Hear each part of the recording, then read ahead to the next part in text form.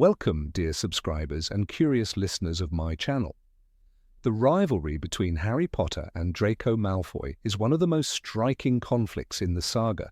But while in the books this storyline was deep and rich, in the films many important scenes were cut or altered. Let's take a look at which moments in the adaptations were noticeably different from the original. Enjoy the video. Number 1. Harry saw Draco in Knockturn Alley. In the Chamber of Secrets, Harry accidentally ends up in the gloomy Knockturn Alley, the dark mirror of the bustling Diagon Alley. In the film, his time there was brief, but the book added an important detail. Harry spotted Draco and his father in Borgin and Burke's. This scene didn't lead to a direct confrontation, but it planted suspicions in Harry's mind, ones he would recall later while unraveling the mystery of the heir of Slytherin. The movie, however, reduced the moment to a minimum. Number 2. Draco pretended to be a Dementor. In The Prisoner of Azkaban, Draco decided to play a cruel prank on Harry. Knowing his weakness against Dementors, he and his friends put on black cloaks and tried to scare Harry during a Quidditch match. But the joke backfired. Harry had already been training the Patronus charm and instantly struck back at the cloaked figures.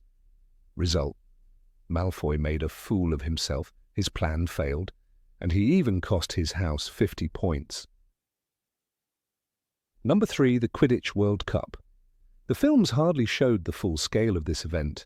In the book we see not only the dazzling match but also the chaos that followed, caused by the Death Eaters. Draco, as usual, didn't miss the chance to taunt Harry and his friends, especially Hermione, mocking her blood status. This scene added sharpness to their rivalry, but in the movie it was almost entirely omitted. Number 4. Draco was Rita Skeeter's informant. In The Goblet of Fire, journalist Rita Skeeter plagued Harry at every step, painting him in a negative light. In the film, her role was shown only superficially, and viewers never even learned she was an unregistered animagus. But the books reveal another detail. Draco actively supplied her with gossip and snide comments, hoping to tarnish Harry's reputation. This made their rivalry even more personal and poisonous. Number 5. The first match in the Order of the Phoenix. The 5th book was the longest in the series, while its film adaptation was the shortest. Many details were cut, including Harry's captaincy of the Quidditch team. In the first match, Harry managed to win, but Malfoy couldn't accept defeat. He viciously insulted both Harry's parents and the Weasley family. Harry and George lost their temper and attacked him, which led to their expulsion from the team. In the film, this subplot was simply erased. Number 6. The first encounter. The films even altered their very first meeting. In The Philosopher's Stone, Draco first appears at Hogwarts before the sorting ceremony, where he arrogantly insults Ron, earning Harry's dislike. But in the books, the boys met earlier, first in Diagon Alley and later on the Hogwarts Express. Draco offered Harry his friendship, but his arrogance and mockery of Ron made Harry refuse. This scene made the rivalry more psychologically layered. Number 7. The duel Draco never showed up for. In the first weeks at school, Draco challenged Harry to a duel, setting the meeting for midnight. Harry and Ron showed up, but Draco didn't. It was a trap. Malfoy hoped Filch would catch the rule breakers and have them expelled, but the plan failed. This episode exists only in the book and perfectly highlights Malfoy's sly and underhanded nature, something the film completely left out. Number 8. The Gryffindor broomstick sabotage. In Half-Blood Prince, Gryffindor's Quidditch practices were constantly disrupted by Malfoy and his Slytherin friends. On one occasion, just as Harry gathered his team on the pitch, a snake slithered onto the grass, clearly not by accident. The players scattered in alarm while Draco stood at a distance, smirking. Another time, several of the Gryffindor brooms mysteriously vanished from the changing room, only to be found hours later stuffed behind a tapestry. These tricks didn't stop the team, but they reminded Harry that Malfoy never missed a chance to sabotage from the shadows. Harry grew increasingly frustrated, not only by the pranks but by the message behind them. Malfoy wasn't simply trying to ruin a game, he was trying to get inside Harry's head. When Ron complained after practice, "He's just wasting our time, that's all," Harry stayed silent. Deep down, he understood. Every snake, every missing broom, every jinxed handle was part of Draco's larger game, keeping Harry distracted while something far darker brewed in the castle's hidden corners. Number 9. Draco's secret meetings in Half-Blood Prince. In Half-Blood Prince, Draco's secret mission consumed him, and Harry noticed every change. Malfoy slipped away from meals, vanished from classes, and spent long hours in the room of requirement. Harry's suspicion grew sharper each day. He trailed Draco through dark corridors, hiding under his invisibility cloak, catching fragments of whispered conversations. Once, Harry overheard him telling Crabbe and Goyle, "I need you to keep watch. No one must know what I'm doing."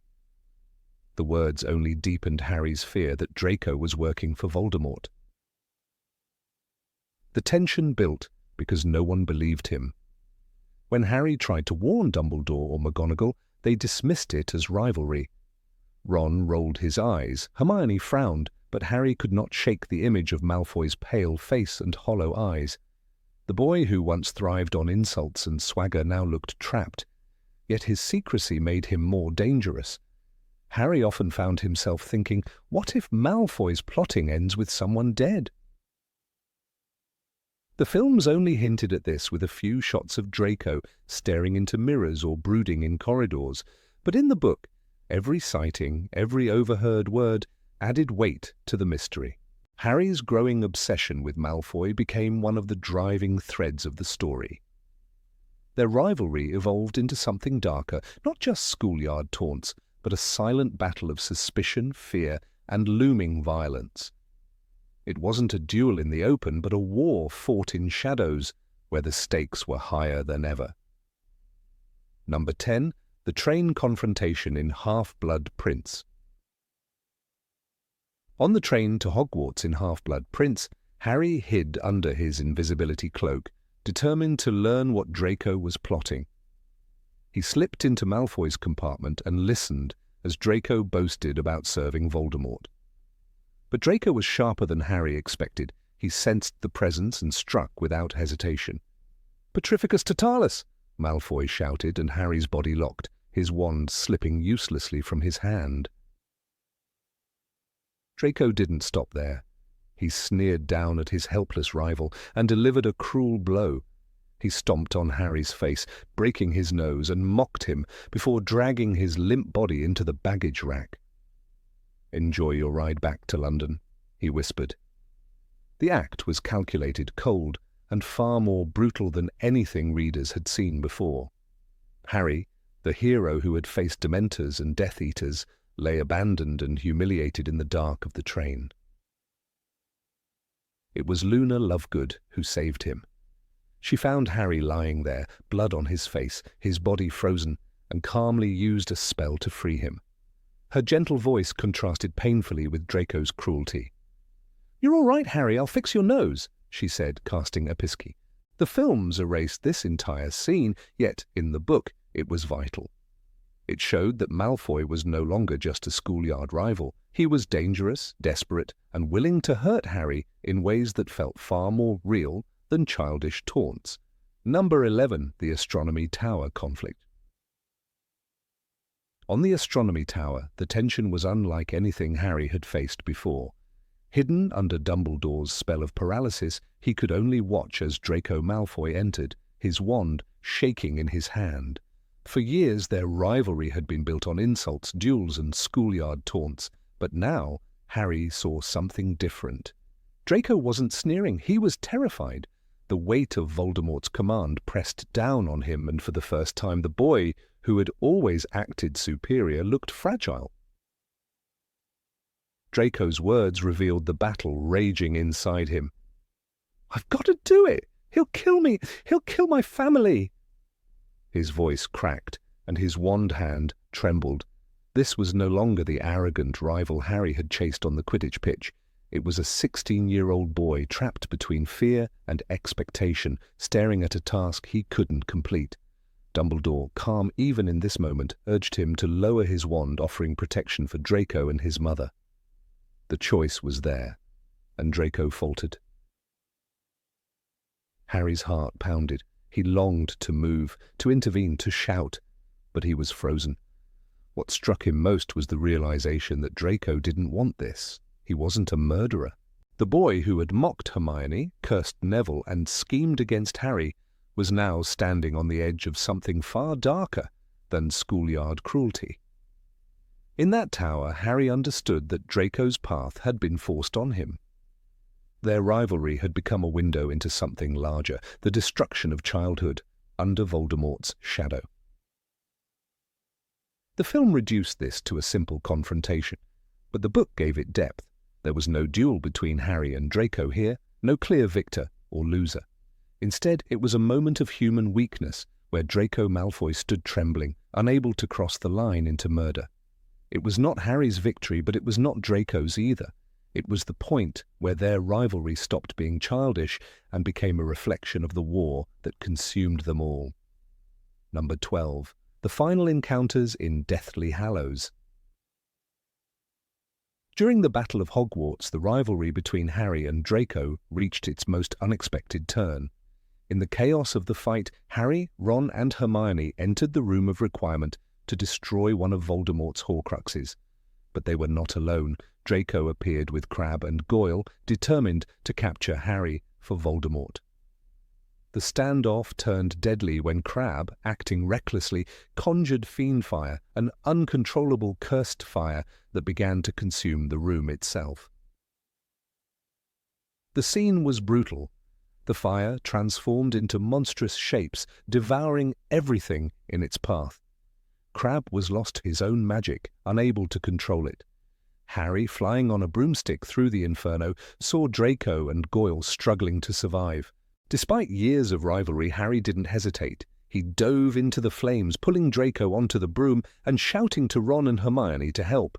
"If we die for them, Harry, I'm going to kill you!" Ron yelled over the roar, but together they managed to drag the Slytherins out. Draco lived only because Harry chose to save him.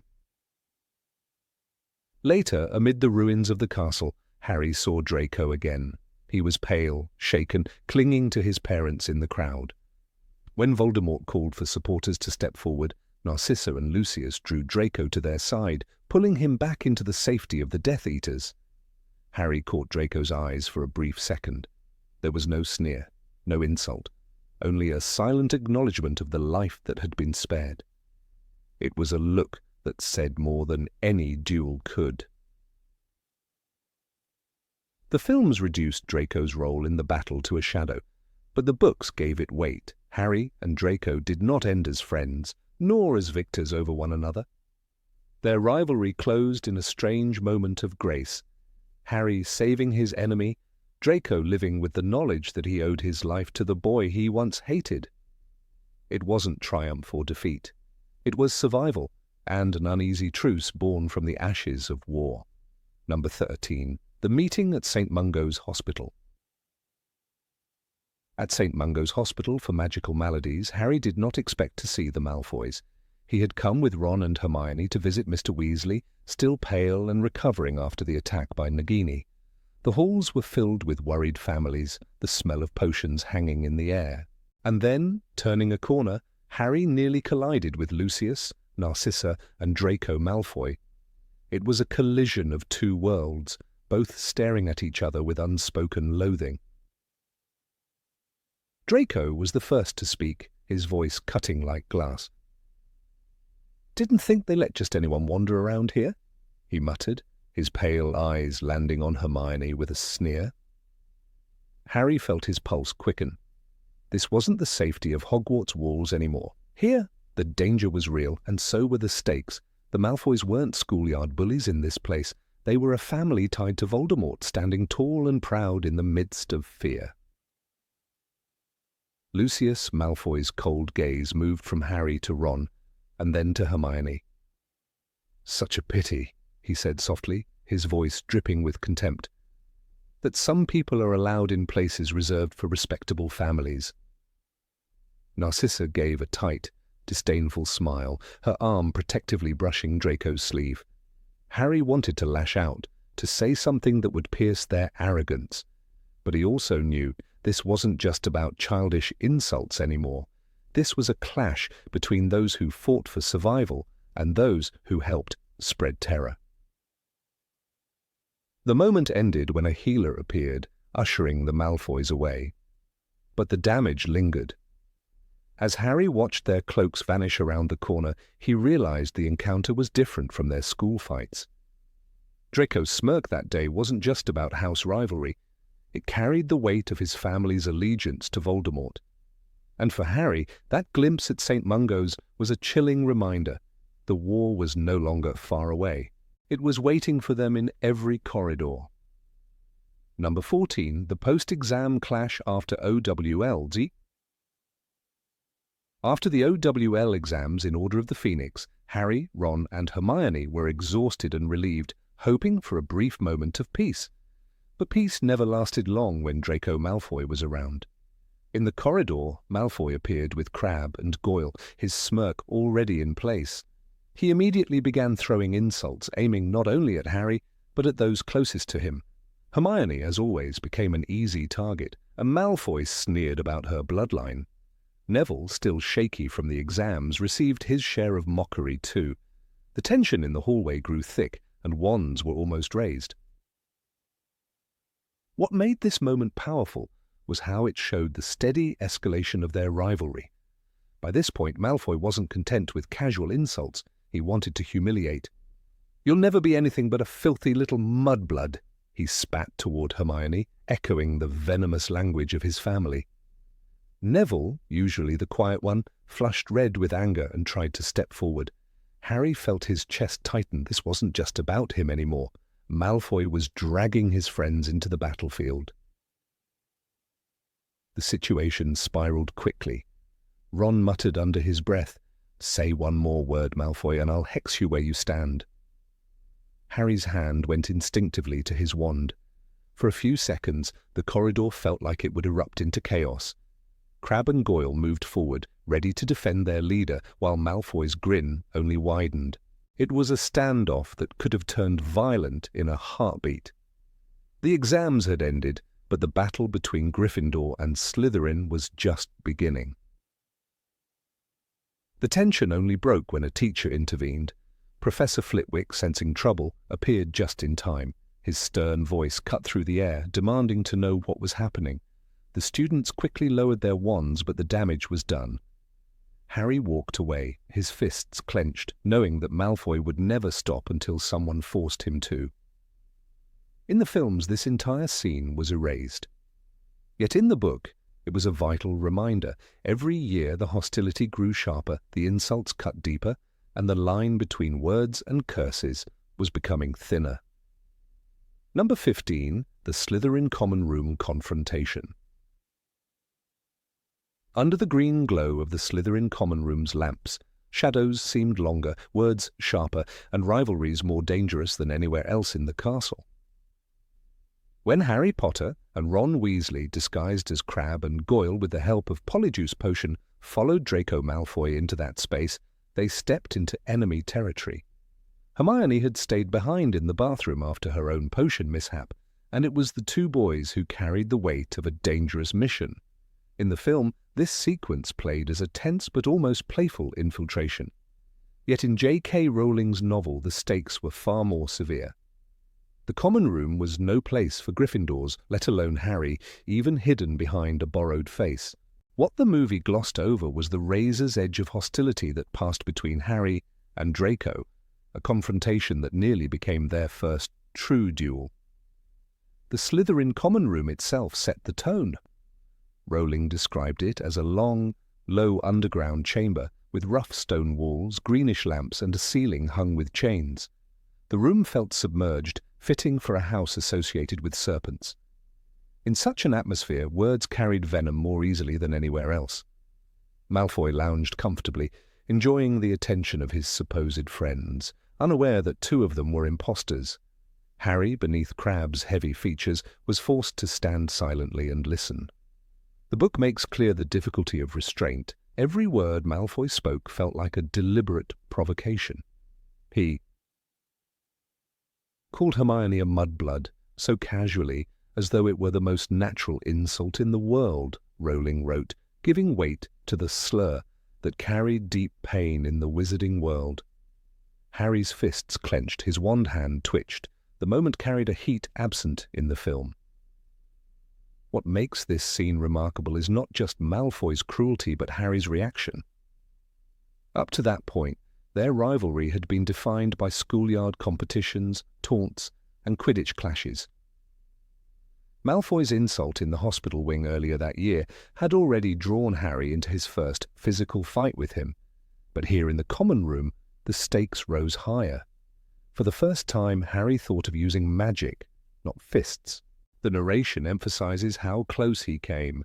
Harry felt a great urge to jinx Malfoy right then and there. It was more than anger. It was the beginning of seeing Malfoy not as a schoolboy nuisance, but as an opponent in a larger conflict. That moment foreshadowed every duel they would later have, but the movie chose not to let the audience see how near the tipping point had been. Malfoy's words were not harmless. He spoke of the Chamber of Secrets, of the fear gripping the school, and of his family's pride in Salazar Slytherin's legacy. Rowling crafted the scene to show that Malfoy was intoxicated by the chaos. He relished the idea that Muggleborns were under threat. "I wish I knew who it is. I could help them," Malfoy sneered in the book, making Harry's blood run hot. It was not only the insult to Hermione, but the sheer arrogance that stirred the Gryffindor inside him. As Crabbe, he had to stay silent, but his silence was a battle in itself. In the green haze of the chamber, surrounded by Slytherins who would happily hex him into oblivion if he slipped, Harry stood trembling on the edge of open conflict. The duel that almost happened is all the more gripping because of the circumstances. Imagine Harry raising his wand in that room. Even disguised, the moment he cast a spell, the illusion would have shattered. Crabbe and Goyle were not known for their magical ability. A well-placed jinx would have exposed Harry instantly, leaving him trapped among Malfoy, his cronies, and the rest of Slytherin House. The danger was not theoretical, it was immediate. Malfoy, despite his privileged upbringing, was not defenseless. He had been taught dark magic from a young. In a confrontation, the risk to Harry was enormous, yet the raw fury of Malfoy's words almost drove him to it.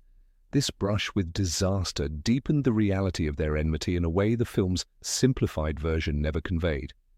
What makes the near duel in the Slytherin common room so critical is how it showed Harry's struggle with control. Gryffindor courage often meant acting impulsively, charging forward into danger, but here, disguised as Crabbe, courage meant restraint. Rowling's narration highlights the pounding of his heart, the bite of his tongue, and the cold grip of self-control that kept him from acting. He wanted to curse Malfoy so badly that his hand twitched toward his wand, the book notes. This line crystallizes the transformation of their rivalry. No longer could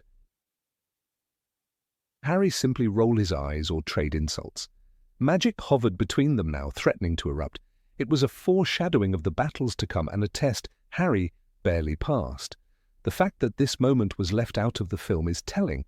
The cinematic version presented Malfoy as a sneering antagonist, but often a cowardly one, his cruelty blunted by comic timing. The books, however, layered his character with menace.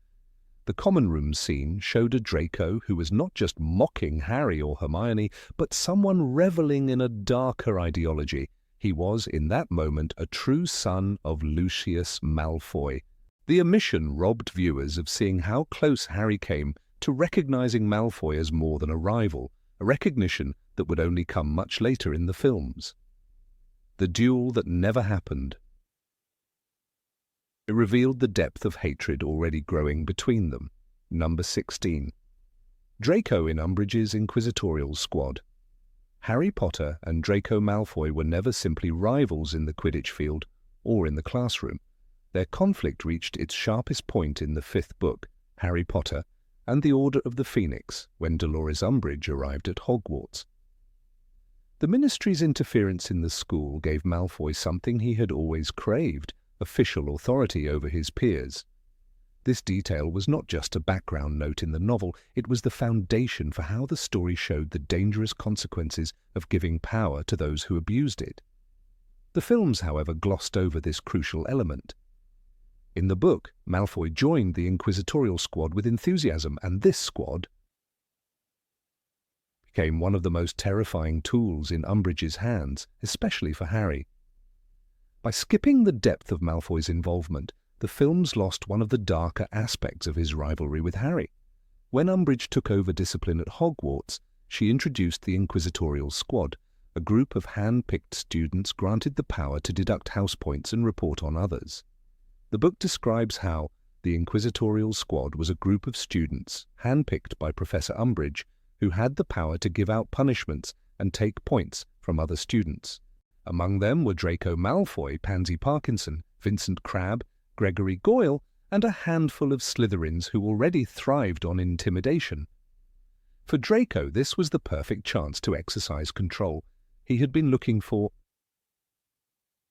ways to humiliate Harry for years, and now he had official sanction. This shift transformed him from an annoying rival into a genuine threat. Harry understood this quickly, realizing that his usual defiance could now cost Gryffindor dozens of points or even detention with Umbridge's quill. The films never captured the weight of this development. Malfoy's sneering role in the movies largely stayed at the level of childish insults, but in the book, he crossed into something far more sinister. When he walked the corridors with the Inquisitorial squad, he was no longer just a schoolyard bully. He became a symbol of what unchecked authority can do to someone willing to wield it without conscience. Rowling's narrative makes it clear that Draco relished the power. For example, in Chapter 28 of the book, it is written, Malfoy and his cronies were strutting around the school like miniature versions of the Minister for Magic himself. That image carries a weight far beyond what was portrayed on screen. The films gave us glimpses of Draco trailing Umbridge, but the detail of him having real control was lost. The squad's role became most critical during the pivotal moment when Harry and his friends planned to use Umbridge's fireplace to contact Sirius. This was the culmination of tension, where Malfoy's new position directly influenced the story's direction.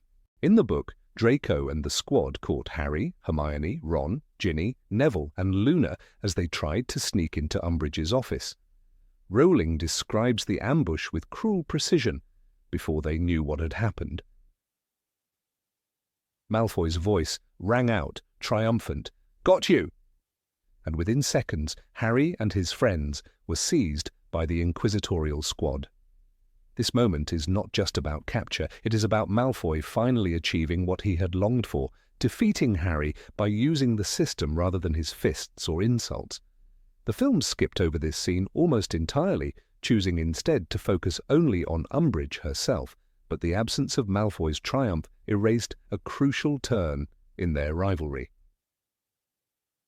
One of the striking things about this episode is the tone in which Rowling writes Malfoy's success. It is not accidental or reluctant, it is filled with glee. Harry is dragged before Umbridge by his rival, who finally has proof of his superiority, at least for the moment. Malfoy's voice, Rowling notes, carried a smugness that Harry had never heard before, even when Slytherin had beaten Gryffindor. That single sentence illustrates the depth of his satisfaction. The scene adds another layer to Draco's character. He is no longer competing for points or Quidditch victories. He is basking in the humiliation of his enemy at the hands of authority. For Harry, this was more humiliating than losing a match. It was being betrayed by the structure of the school itself, with his rival standing at the top of it. The punishment that followed carried an even darker weight. Umbridge's punishments were brutal in their psychological and physical cruelty. Harry had already endured writing lines with the cursed quill that carved words into his skin. Now, with Draco's capture, his friends faced similar dangers. While the book does not detail each student's punishment in this instance, The implication is clear. Malfoy's betrayal exposed them all to Umbridge's sadism. Hermione's quick thinking eventually redirected events into the Forbidden Forest, but the fact remains that Malfoy's active role placed Harry's group in that dangerous position. The capture by the squad was the spark that led to Umbridge's downfall, yet the films left the impression that she alone orchestrated it. In truth, Draco's action was decisive. The absence of this detail in the films weakened the contrast between Harry and Draco at this stage of their rivalry.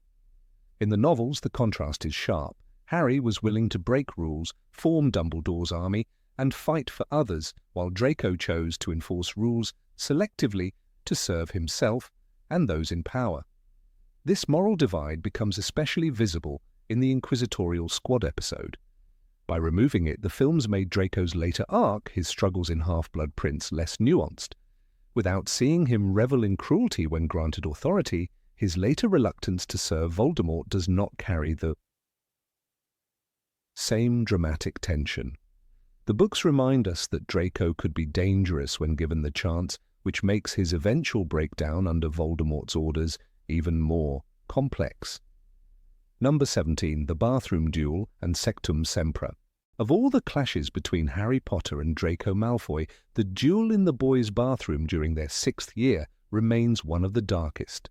The film adaptation of Harry Potter and the Half-Blood Prince included this scene, but it treated it more as a dramatic scuffle than as the devastating and haunting moment described in the book. In J.K. Rowling's text, the atmosphere, the desperation, and the consequences were much sharper. When Harry confronted Draco in that secluded place, the tone shifted from schoolyard rivalry to something raw, adult, and nearly fatal. The weight of that duel lies in the way it stripped away the childish edge of their feud and revealed that their battles could easily spill over into something irreversible. In the book, Draco was not simply brooding over a petty grudge. He had been tasked with an impossible mission by Lord Voldemort to kill Albus Dumbledore. The weight of that order crushed him throughout the year, and by the time Harry cornered him in the bathroom, Draco was fraying at the edges. The narration paints him pale, trembling and emotionally shattered, crying silently in front of moaning Myrtle. The choice to place Draco in such a vulnerable state before the fight is crucial. Readers could see that beneath his arrogance and cruelty, Draco was still a boy, drowning under impossible expectations. The film showed none of this inner collapse with the same intensity, robbing the moment of the unsettling humanity that made the scene unforgettable. The duel itself erupted suddenly, charged with a fury that neither boy had prepared for. Draco, catching sight of Harry, lashed out instinctively with a curse. Harry responded in kind, and the two began exchanging hexes at a pace that was faster, sharper, and more dangerous than ever before. According to the book, Malfoy lunged, Harry slashed wildly, and blood spurted from Malfoy's face and chest, as though he had been slashed with an invisible sword. That single sentence captures the brutality of what had just happened. This was not a harmless jinx or a misfired hex. It was a weaponized spell that Harry did not even fully understand, one that tore Draco's flesh open in a way that crossed the line between school magic and real violence. What made the spell even more horrifying was Harry's ignorance. Sectum Sempra, for enemies, was all that had been scrawled in the Half-Blood Prince's textbook, and Harry had used it without thought, without context, without truly grasping its power. When the curse ripped into Draco, Harry was as shocked as the victim himself. He had no idea it would cause such catastrophic damage. This ignorance made the moment doubly dark. Harry was not only the aggressor, but also a child playing with forces he could not control. It revealed how easily desperation and anger could twist into something lethal. The description of Draco's injuries in the book is haunting. His blood soaked the tiled floor of the bathroom, flowing rapidly, while his face contorted in agony. Moaning Myrtle shrieked in terror, her ghostly wails echoing in the room. Harry, frozen in shock, realized that he had crossed into territory from which there might be no return. The films, by contrast, softened the moment, showing the injuries but quickly moving the scene along, stripping away the horror of watching a boy's life ebb away in a place where no help seemed near. In the book, it is not simply an accident. It feels like a death scene interrupted. Severus Snape's intervention heightened the tension further. He rushed into the bathroom, his eyes scanning the carnage with cold precision, and immediately began countering the effects of the curse. Rowling describes him as working with an incantation that sounded almost like song. It is one of the rare glimpses into Snape's extraordinary abilities as a wizard, but it also sets up the irony that Snape, the author of the curse through his identity as the half-blood prince, is the only one capable of saving Draco from it. In that moment, Snape was both executioner and savior, a figure standing at the intersection of violence and protection. Harry's emotions after the duel were a storm of guilt and fear. The book makes clear that he did not simply walk away shaken. He was overwhelmed by the horror of what he had done. He thought of himself as nearly a murderer, and the weight of that thought stayed with him. His punishment was swift and harsh. Snape ordered Harry to turn over the incriminating textbook, and when Harry tried to deceive him, it set off a chain of consequences that nearly cost Harry all of his privileges at Hogwarts. The scene was not just about blood and curses. It was about the crushing responsibility of power and the dangers of wielding magic without restraint. For Draco, the duel left scars far deeper than the wounds Snape healed. The bathroom attack stripped away the thin mask of superiority he always wore. He had been humiliated, exposed, and nearly killed by someone he considered a rival. It was a bitter reminder that he was entangled in a war far larger than himself, one where even his fellow students could become deadly enemies. The tragedy lies in the fact that Draco, who had been sinking under the impossible mission given by Voldemort, now had to carry the memory of being cut open by Harry's hand. The films gave us a brief glimpse of him staring into the mirror afterward, but the novel showed us a broken boy who would never see his rivalry with Harry in the same way again. Number 18, Rivalry in Potions Class. The clash between Harry Potter and Draco Malfoy is often remembered for duels in hallways, broomstick rivalries, and bitter exchanges in the Great Hall, yet one of the most fertile grounds for their animosity was the potions classroom of Professor Severus Snape.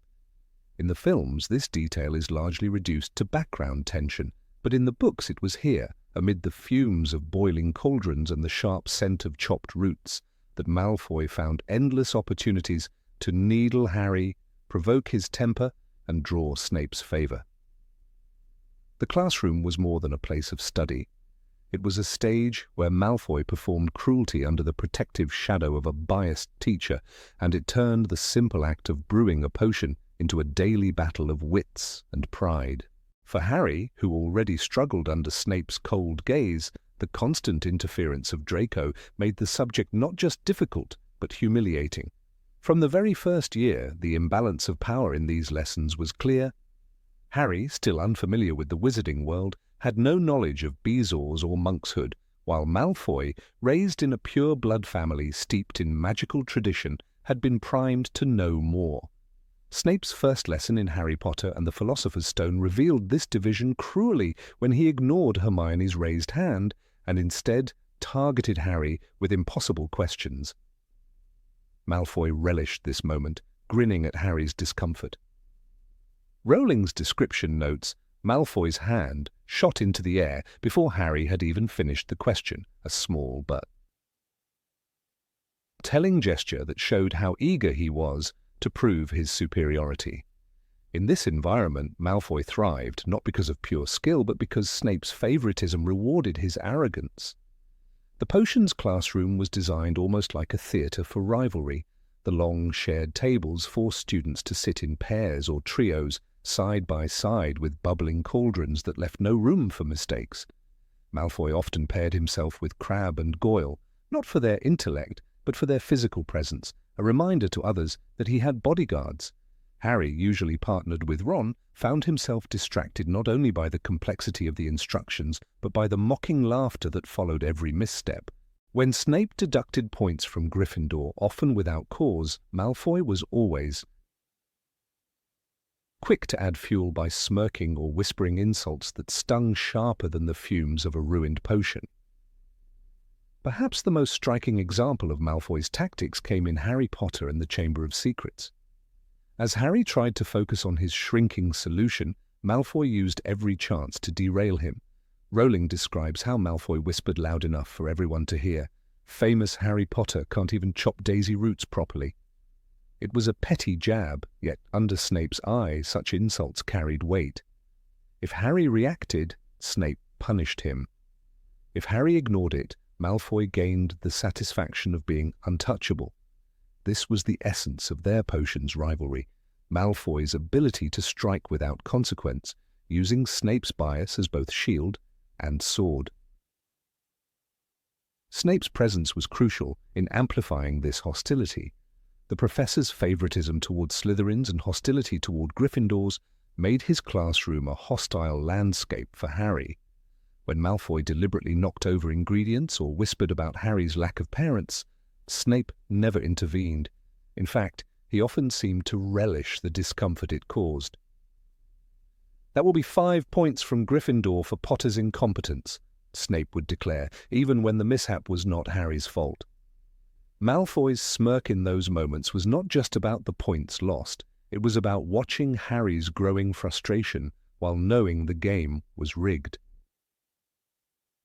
By the third year, their rivalry had matured into sharper contests of wit and cruelty.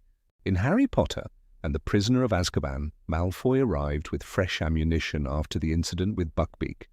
On the first potions class after his so-called injury, he exaggeratedly cradled his arm, claiming he could not cut his ingredients, forcing Crabbe to do it for him. This was not just an attempt to mock Hagrid's creature, it was also an open taunt aimed at Harry, reminding him of the trouble he had caused. Malfoy's theatrical size and pitiful expressions were designed to draw Snape's sympathy, and Snape, as expected, indulged him. Harry's boiling irritation in that moment was almost as hot as the cauldron he stirred. These petty classroom battles might seem trivial compared to the life-threatening duels they later fought, but they were vital in shaping the rhythm of their enmity. Every insult layered another brick in the wall between them. When Malfoy mocked Harry's lack of family in one lesson, hissing that maybe your dead parents would have known how to dice soap-operous beans, it was not simply a cruel schoolboy taunt. It was the deliberate exploitation of Harry's deepest wound, and it unfolded in an environment where Harry could not retaliate. These repeated humiliations sharpened Harry's distrust of Draco far more than any Quidditch scuffle could. In Harry Potter and the Goblet of Fire, the rivalry in potions reached new heights when jealousy became the fuel. Malfoy's resentment of Harry's selection as a Triwizard champion spilled directly into the classroom. Rowling writes how Malfoy sneered, "Even fame won't help you here, Potter," as Harry struggled with a particularly complex potion. Snape's unwavering favoritism only widened the gulf, awarding Malfoy for mediocre work while scolding Harry for small errors. These imbalances were not lost on the Gryffindor students, who often left lessons fuming, but for Harry it was personal. The potions room had become less about learning and more about enduring Malfoy's needling while surviving Snape's cruelty. By fifth year, the dynamic had solidified into a ritual. Malfoy's barbs were sharper, more venomous, and Harry had learned, painfully, that reacting cost him more than it cost his rival. In Harry Potter and the Order of the Phoenix, the tension peaked when Malfoy used the Daily Prophet smear campaign against Harry as ammunition. While Harry brewed his draft of peace, Malfoy whispered, "Maybe drink it yourself, Potter. Stop your whining about you-know-who." These words carried a deeper sting, mocking not just Harry's credibility, but his trauma. The films captured Malfoy's arrogance in other contexts, yet these intimate, stinging attacks in the potions room were absent leaving audiences unaware of how relentless the feud was in its smaller, crueler battles. Part of the artistry of Rowling's writing is that these classroom exchanges were not random. They revealed the psychology of both boys. Malfoy thrived in environments where authority figures validated his cruelty. He weaponized Snape's bias to elevate himself without risk, using subtle insults that would not draw official punishment. Harry, meanwhile, grew accustomed to enduring injustice, a theme that echoed throughout his story. Potions became less about alchemy and more about resilience, teaching Harry to hold his temper in the face of unfairness. These were lessons that shaped his maturity long before he faced Voldemort in open combat. It is worth noting how Hermione and Ron also became players in these moments. Hermione often bristled at Malfoy's interruptions, her hand twitching upward in protest, only to be ignored by Snape.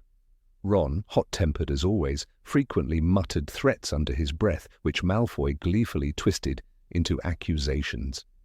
The potions classroom was thus not only a Harry-Draco duel, but a microcosm of the Gryffindor-Slytherin rivalry. Malfoy's role as agitator and Snape's complicity in rewarding it created a system where one house was always elevated at the expense of the other.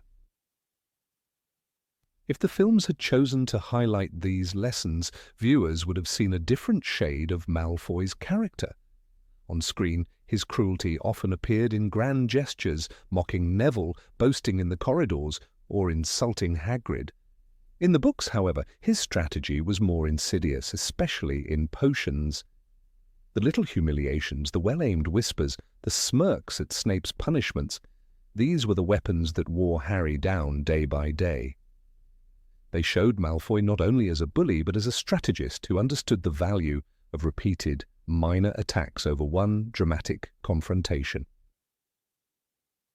The significance of these missed portrayals is profound because they humanized their rivalry. It was not always about curses or dangerous duels, it was about the slow grind of school life, where petty humiliations could matter as much as battles. The potions classroom was the crucible of their animosity, the place where both boys tested their limits under an authority that tilted the scales. To omit these scenes in the films was to remove the everyday reality of their hostility, leaving audiences with only the highlights and not the continuous simmering tension that made their relationship so compelling. Through these small but persistent clashes, Rowling illustrated how enmity is not built on one dramatic moment but on countless smaller ones. Malfoy's sneers in potions, Snape's favoritism, Harry's frustration, each lesson added fuel to the fire. For readers, these details created a vivid, layered rivalry. For film audiences, the absence of these moments left Malfoy as a flatter character, stripped of the insidious tactics that made him so effective a foil. The potions classroom, though filled with boiling cauldrons and magical ingredients, was in truth a battleground, and the war waged there was one of pride, cruelty, and endurance. Number 19. Insults against the Weasley family.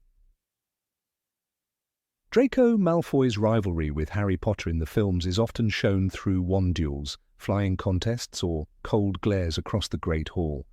Yet the books paint a much sharper and crueler edge to this hostility, one that the movies largely glossed over. Malfoy's repeated and vicious insults against the Weasley family. For Harry, who found in the Weasleys his first true sense of home, such insults cut deeper than any hex or curse. They were not simply childish jeers, they were direct attacks on the people Harry loved most. What is left behind the screen is the constant reminder that Draco did not only target Harry himself, but sought to belittle the very foundation of Harry's found family. Already in Harry Potter and the Philosopher's Stone, Malfoy makes his disdain for Ron Weasley clear. Their very first meeting on the Hogwarts Express sets the tone. When Harry chooses Ron over Malfoy as his companion, Malfoy sneers about the company Harry keeps. Ron's second-hand robes and worn-out hand-me-down wand become the butt of jokes. Malfoy does not merely tease, he makes Ron's poverty a spectacle. "Red hair and a hand-me-down robe, you must be a Weasley," he scoffs later in the book. It was not only Ron who was humiliated, it was an entire family's dignity that Malfoy used as a weapon. This relentless attack on the Weasley name is largely reduced in the films, which prefer to highlight the rivalry in more physical or immediate confrontations. By the time of the Chamber of Secrets, Malfoy's jibes reach a venomous peak. Harry's loyalty to Ron is tested constantly as Draco goes out of his way to humiliate the Weasleys. The insult is never abstract, it is always specific, sharp, and meant to expose vulnerability. When the Weasley family arrives at Flourish and Blotts in Diagon Alley, Malfoy seizes the opportunity to belittle them in front of the crowd. He mocks Ginny, who nervously clutches her second-hand schoolbooks. Malfoy sneers that Ginny will be thrilled to receive Harry's old cast-off Valentine cards, underlining that her family's lack of money makes her unworthy even of friendship. This small moment reveals how Malfoy weaponizes the economic struggles of the Weasleys as if poverty were a crime. One of the most cutting examples in Chamber of Secrets comes during a Quidditch practice session. When the Slytherins show off their new Nimbus 2001 broomsticks, Draco delivers an insult that goes beyond playful rivalry. "At least no one on the Gryffindor team had to buy their way in," he sneers, before turning directly to Ron and twisting the knife. "They could barely afford brooms at all. What are you riding? Your mother's broom?" This moment, which the films treat lightly, becomes in the book a flashpoint for Ron. His temper explodes, leading to a backfired spell and the humiliating episode of slugs dribbling from his mouth. Malfoy's words are not random. They are calculated strikes at Ron's greatest insecurity, his inability to measure up in a world where wealth and status often define success. What is essential to understand is that Malfoy's mockery of the Weasleys was not only about money, he also attacked their values. The Weasleys were a pure-blood family who rejected the elitism of wizarding society. They associated openly with Muggle-borns, embraced kindness over ambition, and placed loyalty above influence.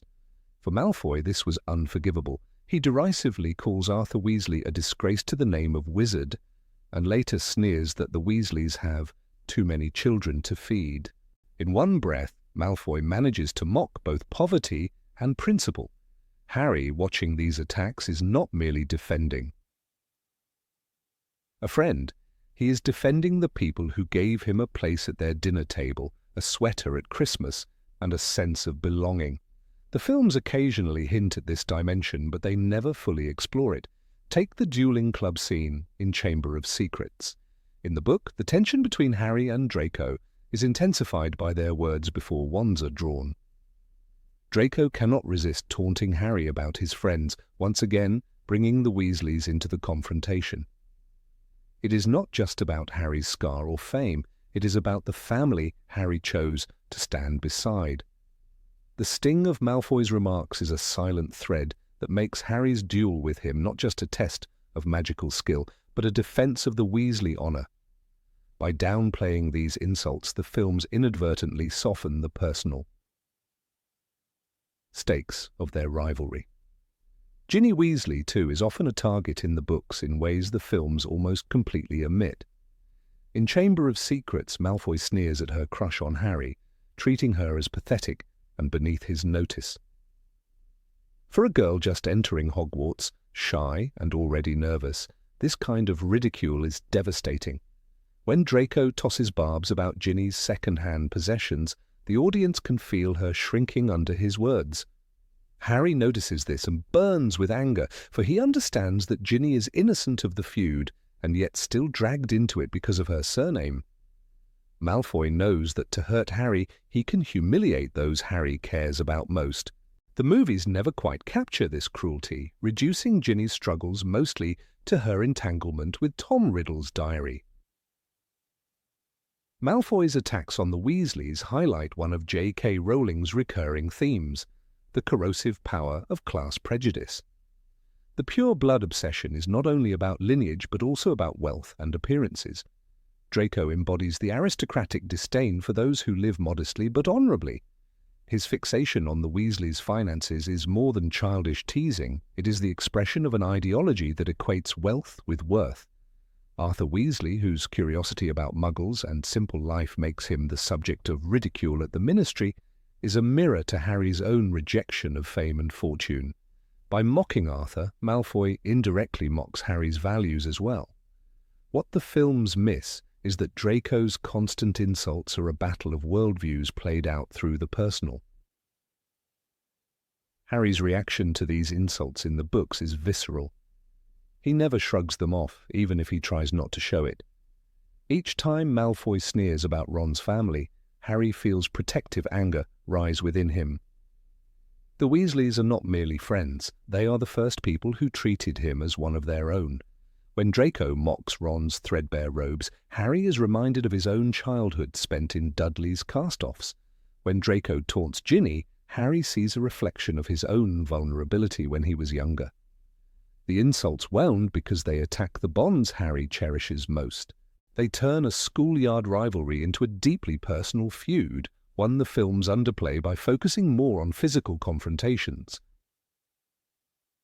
The insult about money resurfaces again and again, reinforcing the theme.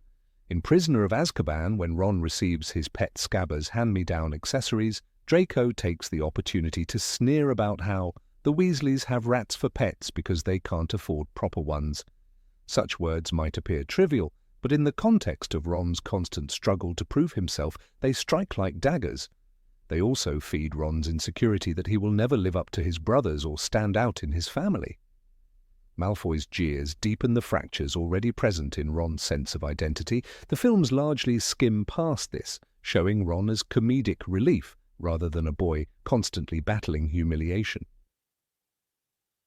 It is in Goblet of Fire, however, that Malfoy's contempt for the Weasleys becomes particularly venomous. After Rita Skeeter publishes her damaging article about Hermione, suggesting a love triangle between Harry, Hermione and Victor Crumb, Malfoy spreads the rumour gleefully. But it is not enough to laugh at Harry or Hermione. He drags Ron into it as well, mocking the Weasleys for being poor and ridiculing the idea that Hermione would ever be interested in Ron. His cruelty is precise. He exploits Ron's jealousy and insecurities to drive wedges between the trio. Once again, the insults toward the Weasley family are not peripheral, but central to the conflicts that threaten Harry's circle of trust. One telling passage in Chamber of Secrets captures the depth of this enmity. After Malfoy sees Harry, Ron, and Hermione together, he spits out the word Weasley as though it were an insult in itself.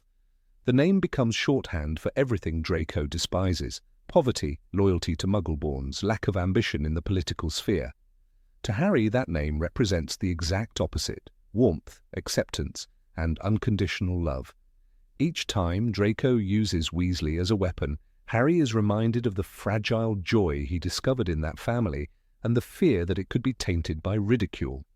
It is this emotional undertone that the films miss, making their rivalry appear simpler than it truly was. Malfoy's obsession with tearing down the Weasleys also reveals something about his own character. His insults expose his deep insecurity and need to cling to status. By mocking Ron for wearing second-hand robes, Draco is really reassuring himself that wealth equates to superiority, but the narrative quietly undermines this notion. Time and again the Weasleys prove their strength not through riches, but through resilience and love. The irony is that Malfoy, with all his privilege, envies the very thing he mocks, the unshakable bond of a family that truly cares for one another. The books make this tension clear, while the films reduce it to a matter of schoolyard taunts. It is worth remembering that these insults were not harmless background noise. They actively fueled conflict. Ron's failed curse at Malfoy in Chamber of Secrets leads to a humiliating but memorable scene with slugs. Harry's anger at Malfoy's jeers contributes to the bitterness between Gryffindor and Slytherin during Quidditch matches. Ginny's embarrassment feeds her sense of invisibility in the early books. Each of these storylines is shaped by Draco's relentless campaign to demean the Weasley name. Without these insults, the texture of the rivalries loses depth. The films, by softening this element, miss an opportunity to show how words can be as destructive as spells. In the end, Malfoy's insults toward the Weasleys represent one of the subtler but more powerful threads of the Harry Potter saga. They illuminate the clash between two worlds, one that values wealth, blood, and status, and another that prizes loyalty, love, and courage. For Harry, defending the Weasleys was more than standing up for friends. It was defending the family he never had. The books remind us that sometimes the cruelest wounds are delivered not by curses but by words meant to belittle those we love. The films, in choosing to downplay this, left behind a poignant aspect of what made the rivalry between Harry and Draco so bitter, and what made the bond between Harry and the Weasleys so unbreakable. Number 20. The Quidditch Song Taunts. In the fifth book, Harry Potter and the Order of the Phoenix, the Quidditch season is presented not only as a competitive sport, but as an emotional battlefield where long-standing rivalries flare into open conflict. One of the most striking moments which the films chose to leave behind involves not a dazzling catch or a dramatic fall, but words, mocking, cruelly crafted words that Malfoy unleashes in song. The rivalry between Harry Potter and Draco Malfoy had always been sharp, but here, after Gryffindor suffers defeat at the hands of Slytherin, Malfoy turns the celebration into humiliation, composing derisive verses about Harry and Ron. The film adaptation reduces this tension to a few smirks and taunts, yet the book reveals that Malfoy's actions led directly to a violent outburst and the suspension of key Gryffindor players. Without this scene, viewers miss how Malfoy's deliberate cruelty shook the team and how deeply words could wound. The incident unfolds after a match where Ron Weasley, freshly promoted to keeper, buckles under pressure and allows Slytherin to claim victory. Rowling paints the picture vividly. Ron is humiliated, his confidence shattered, and the Slytherin stands raw with laughter. Malfoy, however, does not stop at gloating. He escalates matters by crafting a vicious chant, "Weasley is our king," sung loudly by the Slytherin supporters. At first, the song is a direct insult at Ron's incompetence, twisting the notion of a leader into mockery of his blunders. He always lets the quaffle in, "Weasley is our king." The words sting because they exploit Ron's deepest insecurity, confirming his fear of letting his team down. Unlike the films, which present Ron's struggles as comic relief, the book stresses the cruelty of turning a young wizard's mistake into a school-wide spectacle. Malfoy's strategy is both clever and malicious. He understands that the Weasley family's poverty is another sore spot, and ensures the song is laced with barbs about Ron's second-hand possessions and lack of status. At one point, Malfoy embellishes the verses to include insults about Harry as well, mocking his fame and supposed arrogance. Rowling writes, "He took up the song and with a flourish of his wand, he conducted the chorus with relish." This detail illustrates how Malfoy transforms the taunt into theatre, orchestrating a choir of jeers, rubbing salt into Gryffindor's wounds. For Harry, already weighed down by the Ministry's smear campaign and Umbridge's constant punishments, the song cuts deep because it publicly derides the only friend who truly stood by him in this grim year. The tension crescendos when Malfoy, emboldened by his audience, steers the chant beyond the boundaries of sport. He shifts from ridiculing Ron's Quidditch skills to mocking Harry about his mother and his supposed lack of family. In a moment of venomous creativity, he sneers lines that touch on James and Lily Potter's deaths. Rowling spares no words in making clear how cruel this is. Malfoy in front of an entire crowd uses Harry's orphanhood as a punchline. This is where the spark ignites. For Harry, it is no longer a matter of childish rivalry or competitive banter. It becomes personal, a desecration of the memory of the people he lost, and an attack on his closest friend. The fury that rises in him is uncontrollable. Fred and George Weasley, always hot-tempered where their family is concerned, hear the verses and react with even more violence than Harry. Their protective streak toward Ron is legendary throughout the series. Rowling describes the moment with precision. Harry, George and Fred all turned as one, leapt the barrier, and were on Malfoy before anyone could stop them. It is not a calculated decision, but an eruption, a physical manifestation of pent-up rage. The three of them, united by anger, abandon all sense of decorum. This collective assault makes the incident unforgettable because it exposes how words, sharpened like blades, can provoke even the most disciplined players to lose control. The fight itself is brief but chaotic. Malfoy is knocked back, and within seconds wands are drawn. Spells flash, shouts erupt, and the Quidditch pitch becomes the stage for an unsanctioned duel. Teachers rush to intervene, but not before the scandal has cemented itself. The watching students, half in shock and half entertained, whisper rapidly. Gryffindor's seeker and beaters attacking the Slytherin star is more than an after-match scuffle. It is a statement, an open declaration of war between the two houses. Rowling's prose conveys the heat of the moment without glamorizing it, showing that even heroes like Harry can be driven by anger into reckless behavior. What followed was almost more shocking than the brawl itself. Dolores Umbridge, ever eager to assert her power and punish Gryffindor, seizes the opportunity with glee. She does not merely reprimand the players, she issues a ban. Harry, Fred, and George are forbidden from playing Quidditch again for the rest of the year. Their brooms are confiscated, locked away in Umbridge's office. Rowling emphasizes the brutality of the punishment. You will be banned from playing ever again at Hogwarts. To a student like Harry, whose passion for flying was one of the few joys in his burdened life, this is devastating. For Fred and George, Quidditch was not just sport, but an outlet for mischief and pride. The punishment cuts at their identities. The absence of this incident in the films significantly alters the portrayal of Gryffindor's season. Without the fight, the depth of Malfoy's antagonism is diminished. He appears as a smirking rival, but the sheer cruelty of his song and the catastrophic consequences it brings vanish.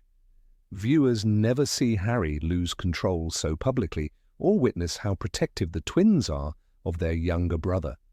The bond between siblings, their willingness to throw away their season for Ron's dignity, is diluted on screen. Likewise, Harry's ban, a symbol of how oppressive Umbridge's reign had become, loses weight when not linked to a violent but understandable defense of family and friendship. Ron's character arc also suffers without this detail. In the books, he endures relentless ridicule through Malfoy's chant, and his eventual redemption as Keeper feels earned precisely because he overcomes that humiliation. Later, when Gryffindor sings the song in triumph after Ron's victories, the chant transforms from mockery into celebration. This reversal has power only because the insult once cut so deeply. The films, by omitting the cruel verses, rob the audience of this transformation. Ron's development into a confident player appears smoother and less heroic because the weight of his earlier suffering is reduced. From a narrative standpoint, the scene underscores one of Rowling's recurring themes, the destructive power of cruelty and the way words can wound as much as spells. Malfoy's taunt is not a hex or curse, but its impact is violent enough to incite fists and wands. Harry's reaction reminds readers that even heroes can be undone when their loved ones are attacked. The Gryffindor team's cohesion, their readiness to leap to each other's defense, becomes a testament to loyalty, but also a warning about the cost of losing control. The lesson is complex, showing that unity can inspire bravery, but also recklessness. The chapter where this occurs also heightens the portrait of Umbridge as a tyrant. She seizes the fight as a weapon to break Gryffindor morale. Her ban is disproportionate, a gleeful punishment designed not for justice but for domination. She ignores Malfoy's provocations entirely, showing clear favoritism towards Slytherin and revealing how corrupted authority can amplify cruelty. This bias fuels resentment and underscores the oppressive climate of Hogwarts under her rule. The films show Umbridge as strict and sadistic, but without the Quidditch scandal, the audience never sees how she weaponizes her power to dismantle even the most beloved traditions of the school. The emotional fallout is immense. Harry, reeling from his punishment, feels a piece of his identity torn away. Quidditch had always been his escape from burdens, his link to normal teenage life amidst the chaos of prophecy and war. Fred and George, robbed of their role on the team, channel their frustration into mischief, escalating their defiance of Umbridge and preparing the ground for their spectacular rebellion later in the book. Ron, meanwhile, spirals deeper into self-doubt, feeling responsible for the catastrophe until future victories redeem him. This web of consequences makes the incident central to character growth, far more significant than a passing joke. By removing the scene, the films streamline the narrative but at the cost of emotional depth. The complexity of rivalry, the brutality of mockery, and the eruption of violence that defined Gryffindor's struggle are lost. The audience never witnesses how fragile the heroes can be when their wounds are prodded, nor how deep the bonds of loyalty run within the Weasley family. Malfoy is left less sinister, his cruelty toned down, while Harry appears less human, his flaws polished away. The tension between the houses is softened into harmless competition rather than a toxic conflict with real scars. In the book, Rowling uses this moment to remind readers that battles are not only fought in the Forbidden Forest or the Ministry of Magic, but also on the Quidditch pitch, in the songs sung by classmates, and in the humiliations endured by teenagers struggling with pride and friendship. Malfoy's chant and the resulting fight illustrate how small cruelties can escalate into defining consequences. Harry's suspension is not a subplot easily dismissed. It is a turning point that reveals the stakes of living under Umbridge's regime and the cost of defending those you love. To understand the richness of the Order of the Phoenix, one must look at what the films left unseen: a song, a fight, and a ban that echoed far beyond the pitch. Number 21, the carriage scene with Thestrals.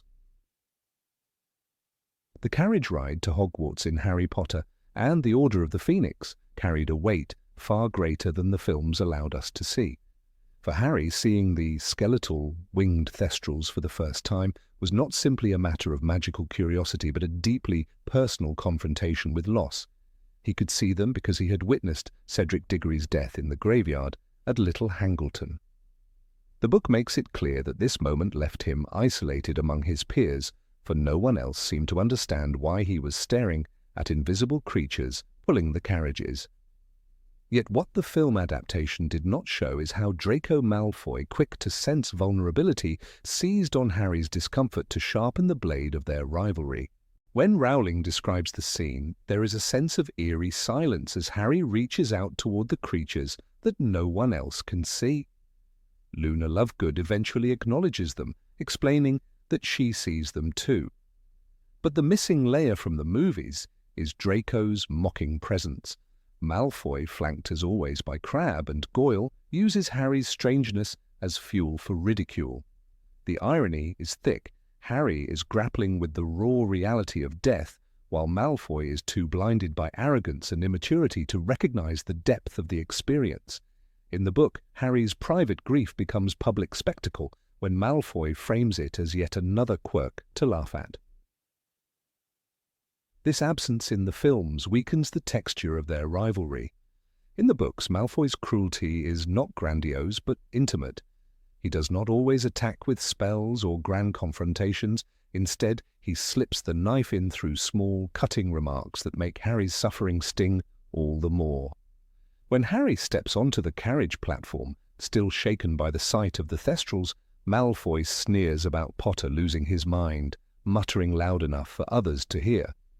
It is one of those moments where Malfoy does not simply challenge Harry's bravery, but questions his sanity, framing him as unstable in the eyes of his peers.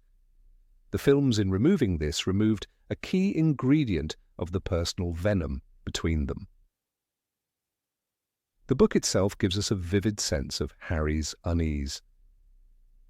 "You're not going mad or anything," Luna tells him with serene calmness, but the damage is already done. Draco's whispers spread faster than Luna's reassurance. Students are more inclined to believe in gossip than truth, and Malfoy understood this. His mocking suggestions that Harry had finally cracked under the pressure of being the chosen one turned the carriage ride into something more than transportation. It became a theatre of humiliation. For Harry, it was unbearable. Not only did he carry Cedric's death on his conscience, but now his enemies made sure to twist that grief into ridicule. This moment matters because Malfoy's jabs were strategic. He was not merely being petty, he was calculating. Malfoy always knew when to strike. After the Triwizard Tournament, Harry returned to Hogwarts carrying trauma that no 15-year-old should bear. Malfoy, too young to grasp the true horror of Voldemort's return, still sensed the shift in power. Harry's pain was a weapon, and Malfoy, in his immaturity, wielded it with precision. To laugh at Harry for seeing what others could not was to undermine his credibility. If the boy who lived started claiming he saw invisible horses, Malfoy could spin it into evidence of madness.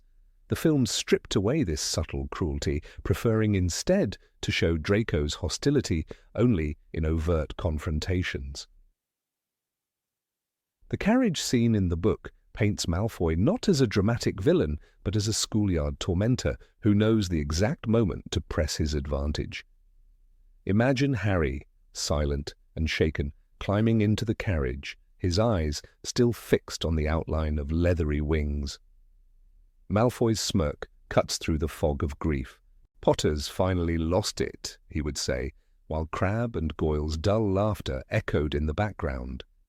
The weight of Cedric's death, already unbearable, becomes a spectacle of mockery.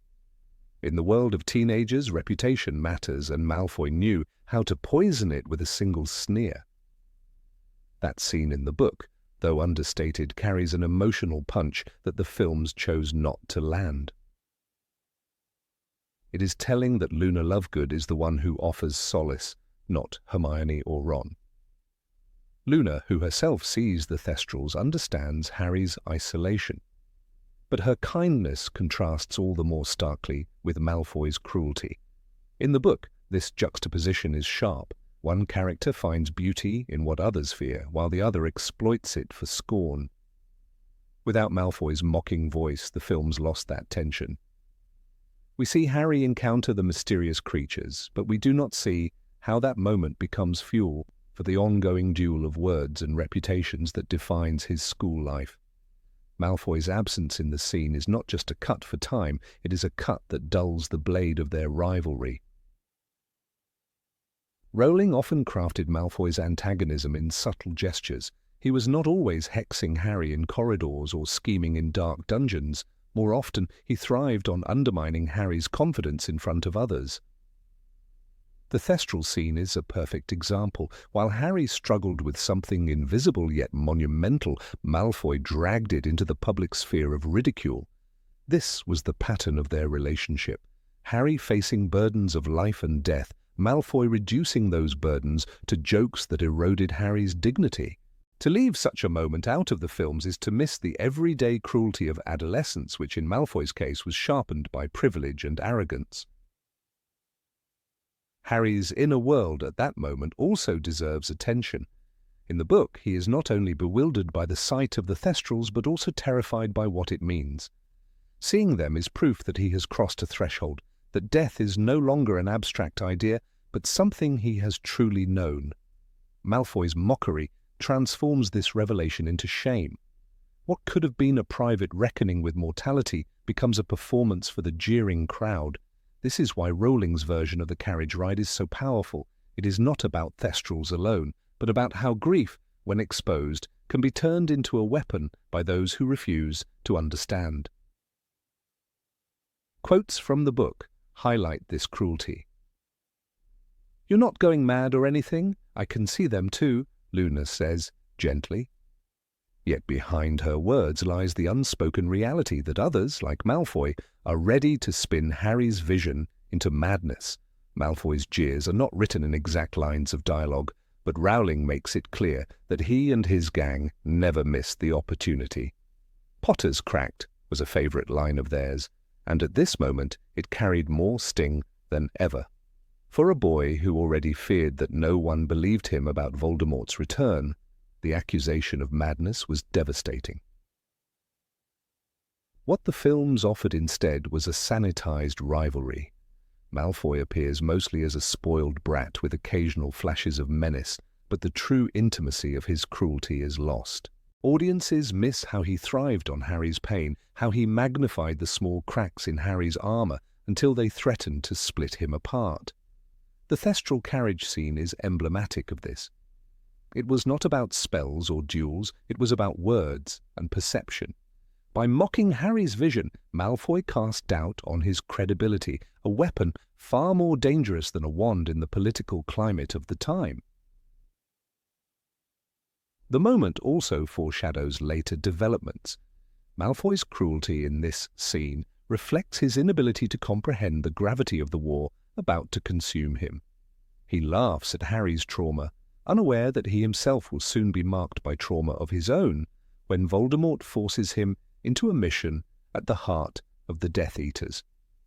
In hindsight, the carriage ride becomes a haunting symbol. The boy who mocked grief would later drown in it. The Thestrals, symbols of death and understanding, stood between them, invisible to Malfoy but unavoidable for Harry.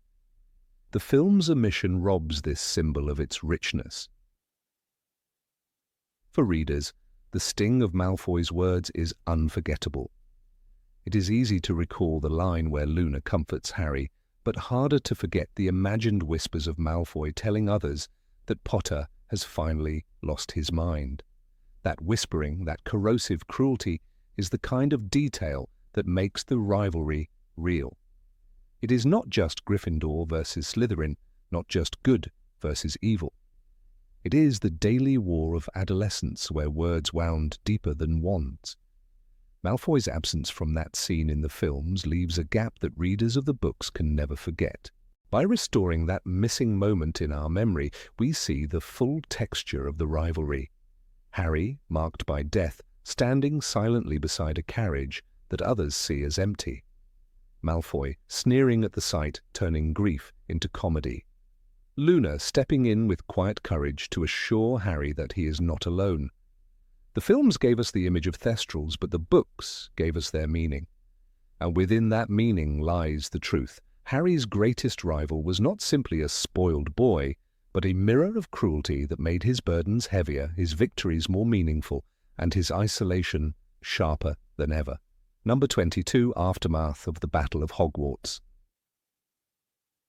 After the Battle of Hogwarts, the world of wizards seemed to have shifted forever, and so did the relationship between Harry Potter and Draco Malfoy. For years, they had stood on opposite sides of every corridor, every classroom, and eventually every moral choice. The films rushing to a conclusion gave only a glimpse of Draco's subdued nod on platform 9 3/4, as if decades of rivalry had simply faded away without words. But the books revealed something more fragile, more human. They suggested that battles do not erase the weight of past wounds, and that reconciliation, if it ever comes, is hesitant and incomplete. Draco was no longer the smug boy who taunted Ron for hand-me-down robes or called Hermione a mudblood with venom in his voice. He was changed, but change did not make him Harry's friend. Instead, their story ended in silence, an uneasy truce that carried its own kind of power. The sixth book had already given readers a glimpse of Draco's breaking point. Forced into Voldemort's service, given the impossible task of killing Albus Dumbledore, he was no longer the boy who sneered on the Quidditch pitch. His trembling hand and pale face in the Astronomy Tower showed the cost of living under a burden too heavy for a teenager. When Harry later testified on Draco's behalf, ensuring he and his family avoided Azkaban, it was more than a legal gesture. It was a recognition that Draco had been another pawn in Voldemort's war. The films brushed over this subtle dynamic, but in the text of Harry Potter and the Half-Blood, Prince and Deathly Hallows, the roots of a changed relationship are clear. Harry himself admitted in the final book, he's just a boy. He can't kill you if you disarm him first, recognizing Draco not as an enemy, but as someone trapped in a game far beyond his control. When Hogwarts was reduced to ruins and the dead were mourned in the Great Hall, the Malfoys stood apart. They were not embraced as heroes, but neither were they condemned. Narcissa had saved Harry with her whispered lie to Voldemort, proving that in the end, family mattered more than ideology. Draco, quiet and shaken, was not part of the cheering crowd. He was not someone Harry would embrace, but neither could Harry look at him with the same hatred he once had. In Deathly Hallows, Rowling wrote that Draco lowered his wand, trembling, staring at Harry, who was pointing his own wand at him. It was not victory or vengeance, it was stalemate, one that spoke to the thin line between survival and destruction. Years later, in the epilogue, the books described something more subtle than the film's rushed imagery. On platform 9 3/4, Draco was no longer the pale boy sneering with superiority. He stood with his wife Astoria and his son Scorpius, looking weary and older, with lines of resignation etched on his face. Harry, standing with Ginny, Ron and Hermione, noticed him but did not engage. Rowling described it simply. Draco caught sight of Harry, Ron, Hermione and Ginny, and nodded curtly. They returned the gesture. That single nod contained decades of tension. It was neither reconciliation nor bitterness. It was acknowledgement, the silent understanding between men who had seen too much to keep fighting, but too much had also passed to ever become friends. What the films missed in their glossy conclusion was this delicate balance between recognition and distance. The cinematic version, focused on spectacle, reduced Draco's transformation to a background detail, but in the books the moment had weight because it was understated. After everything, the insults, the fights, the betrayal, and the war, the story did not ask Harry and Draco to forgive and forget. Instead, it gave them a quiet middle ground, one where they could respect each other from afar without pretending closeness that had never existed. In a way, this honesty was more satisfying than a forced friendship would have been. Harry himself never forgot the shadows of their shared history. Draco was the boy who had mocked Hagrid, sneered at Dobby's freedom, and called Hermione unforgivable names. He was also the boy who had failed to kill Dumbledore, who had lowered his wand in Malfoy Manor, who had hesitated just long enough to let Harry live. These contradictions shaped the man Draco became, and Harry could see them even years later. The films missed this rich layering, but the books allowed it to breathe. By not resolving their rivalry into either hatred or friendship, Rowling left space for complexity, which often mirrors the real world better than tidy resolutions. The atmosphere of their later encounters was not bitter, but awkward, almost fragile. Imagine standing before the person who had been your enemy for years, who had once wished you dead, yet who had also unwillingly shared the battlefield with you against a common foe. That kind of history is not erased by a handshake. For Harry and Draco, the silence between them was heavy with everything unsaid. The curt nod was not just politeness, it was survival, a way of saying, "I know what you endured. I know what I endured. Let's leave it here." Readers felt the depth of this silence, something that could not be translated in a 2-second film scene. This quiet truce was also part of Draco's redemption arc. He did not become a saint. He did not suddenly align himself with Harry's values. Instead, he withdrew, built his family, and lived without seeking vengeance or power. Rowling noted in interviews that Draco's marriage to Astoria softened him, moving him away from the ideals of blood purity that had poisoned his youth. His son, Scorpius, became a reflection of this gentler legacy, described in The Cursed Child as kind, shy, and free of the arrogance his father once carried. None of this would have been possible had Draco clung to the animosity that defined his teenage years. The war changed him, and Harry's presence was a constant reminder of how deeply it had done so. For Harry, this unresolved relationship was its own lesson. Throughout the series, he had been forced to see that the world was not divided neatly between heroes and villains. Severus Snape embodied this lesson most dramatically, but Draco was another reminder. Here was someone who had tormented him, betrayed him, yet who had also suffered and been coerced by the same dark forces Harry fought. To look at Draco years later and not feel hatred was proof of Harry's growth as much as Draco's. The silence between them was not only about Draco's redemption, but also Harry's ability to let go of bitterness. This complexity also underlined the broader theme of the series, the choices people make when faced with fear. Draco chose, however reluctantly, to step away from the path Voldemort demanded. He failed to kill Dumbledore, and though that failure came from fear as much as morality, it was still a refusal. Narcissa chose to lie to Voldemort to protect her son. Lucius chose to abandon the fight when survival meant more than pride. These choices, layered with cowardice and love, reshaped the Malfoys. Harry's recognition of this evolution was subtle but real. He did not need to call Draco a friend to understand that he was no longer an enemy. The absence of open reconciliation is what makes their final interaction so believable. Too often, stories demand that enemies shake hands and walk away together, but Rowling resisted that temptation. Instead, she gave her readers a moment that felt raw and unresolved. The curt nod was not cinematic, but it was truthful. It said, "Here are two men marked by war, acknowledging each other's existence without pretending to erase the past."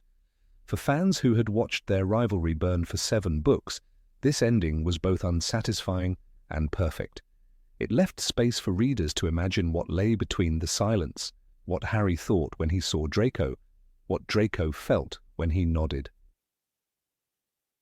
What the films missed was the opportunity to highlight how significant silence can be.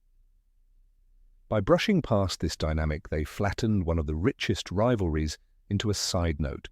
Yet in the pages of the books, that rivalry ended not with a duel or a reconciliation, but with an ambiguous gesture. And in that ambiguity lies the truest reflection of life after war. Enemies do not always become friends, but they also do not always remain enemies. Sometimes they become something harder to name and far more real. The Battle of Hogwarts left scars on everyone, and Draco Malfoy's scar was the loss of the boy he once was. The films allowed viewers to believe he faded quietly into the background. The books insisted that he remained, changed, a presence in Harry's life, even if only from a distance. And that distance, filled with tension, regret, and unspoken acknowledgement, was perhaps the most honest resolution of all. Number 23, the first flying lesson rivalry. Under the sunlight of the Hogwarts grounds, the broomsticks gleamed with anticipation. It was the first flying lesson for the first-year students, a day every witch and wizard dreamed of from the moment they first heard about magic. The scene in the book, Harry Potter and the Philosopher's Stone, carries a significance that the films brushed aside, a moment that not only revealed Harry's instinctive gift for flying, but also solidified the rivalry between him and Draco Malfoy. The movie chose to highlight only Harry's sudden brilliance, but the book wove into this lesson a clash that would ripple through their years at Hogwarts.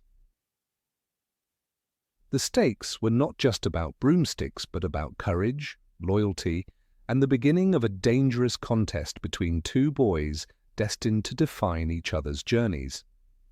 Madam Hooch, stern and sharp-eyed, guided the group of nervous 11-year-olds. Neville Longbottom, shaky and unsure, became the first casualty of the skies. His broom wobbled, he lost control, and he plummeted to the ground with a sickening thud. The scene was painted in the book with a detail that left readers wincing. Neville, his face white, his knees trembling, was clambering onto his broomstick. The broom jerked up into the air a few feet, and then suddenly zoomed straight up like a rocket.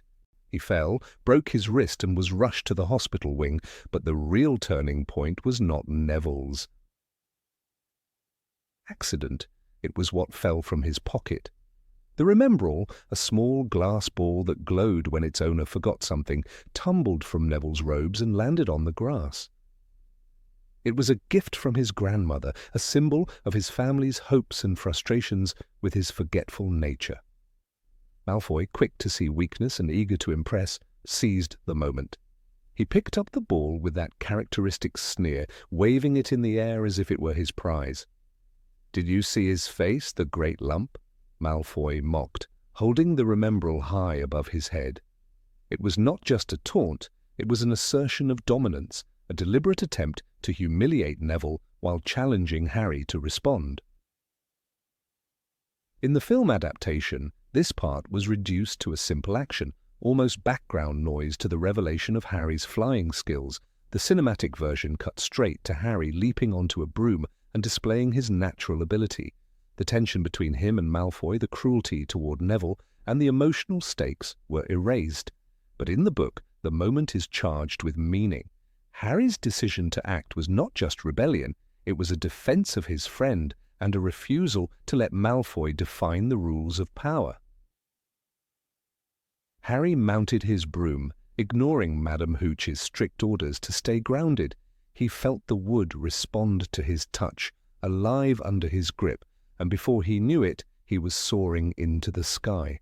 And without thinking, without knowing what he was doing, Harry had pulled his broomstick off the ground and into the air. These words encapsulate the instinctual nature of his gift. It was not calculation, but impulse, a fiery response to injustice. Malfoy, already airborne, dangled the Remembrall, teasing him. "Come and get it, Potter," he called, flying higher. It was here that the rivalry crystallized. Malfoy's arrogance and Harry's refusal to back down collided in the open air above Hogwarts. The chase was short but electric. Harry leaned into the broom as though he had been born to it. The book describes the sensation with breathless intensity. His broom zoomed like a bullet. Malfoy barely got out of the way in time. Harry pulled his broomstick straight upward, and then, without a moment's hesitation, he dived.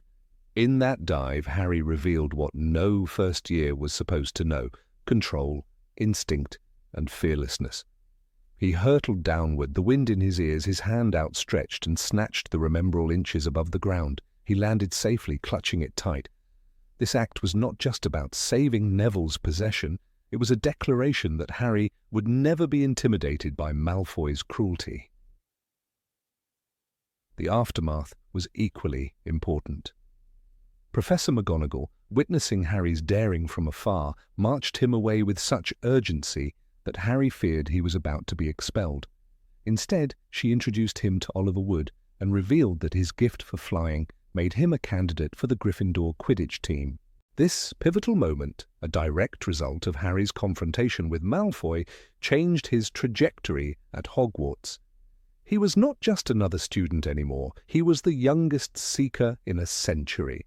The rivalry had pushed him into a destiny he could not have imagined. The omission of this scene from the films removed a vital layer of complexity. Without the conflict, Harry's rise to Quidditch seemed like luck, as if talent alone propelled him forward. But the book makes clear that it was courage, loyalty, and defiance in the face of Malfoy's bullying that sparked the opportunity. The Remembrall was not just an object, it was a test. Would Harry stand by and let injustice play out, or would he risk punishment to defend someone weaker? His decision revealed his character more than any sorting hat speech ever could. Draco's role in this moment is equally revealing. His need to belittle Neville and provoke Harry showed the darker edges of his character. He sought dominance not by earning it, but by exploiting others' vulnerabilities. This trait, first glimpsed in the flying lesson, would shape his actions for years to come. Malfoy defined himself in opposition to Harry, just as Harry defined himself in defiance of Malfoy's arrogance. The broomsticks became more than tools for flying. They became symbols of freedom, rivalry, and the courage to confront cruelty head-on. The absence of dialogue in the films softened Draco's cruelty. In the book, his words sting, "Give it here, Malfoy, or I'll knock you off that broom." Harry's determination was raw, born not of ambition but of a refusal to let Malfoy win. By trimming this exchange, the movies transformed their rivalry into something more superficial, losing the emotional spark that made readers invest in their clashes. The book's confrontation on broomsticks set the stage for every future duel, every insult, and every midnight adventure where their paths crossed. Harry's dive for the Remembrall also highlighted the contrast between him and Neville. Neville's fall symbolized vulnerability, fear, and the consequences of insecurity. Harry's rise into the air, by contrast, symbolized instinctive bravery and defiance. Malfoy hovered between them, exploiting one and challenging the other. This triangular dynamic made the scene resonate with tension. It was not just Harry versus Draco, it was courage against cruelty, loyalty against arrogance, destiny against privilege. The films, by omitting this context, missed an opportunity to showcase how deeply Harry's sense of justice was ingrained in him. He did not fly to impress Madame Hooch or the class. He flew because Malfoy crossed a line.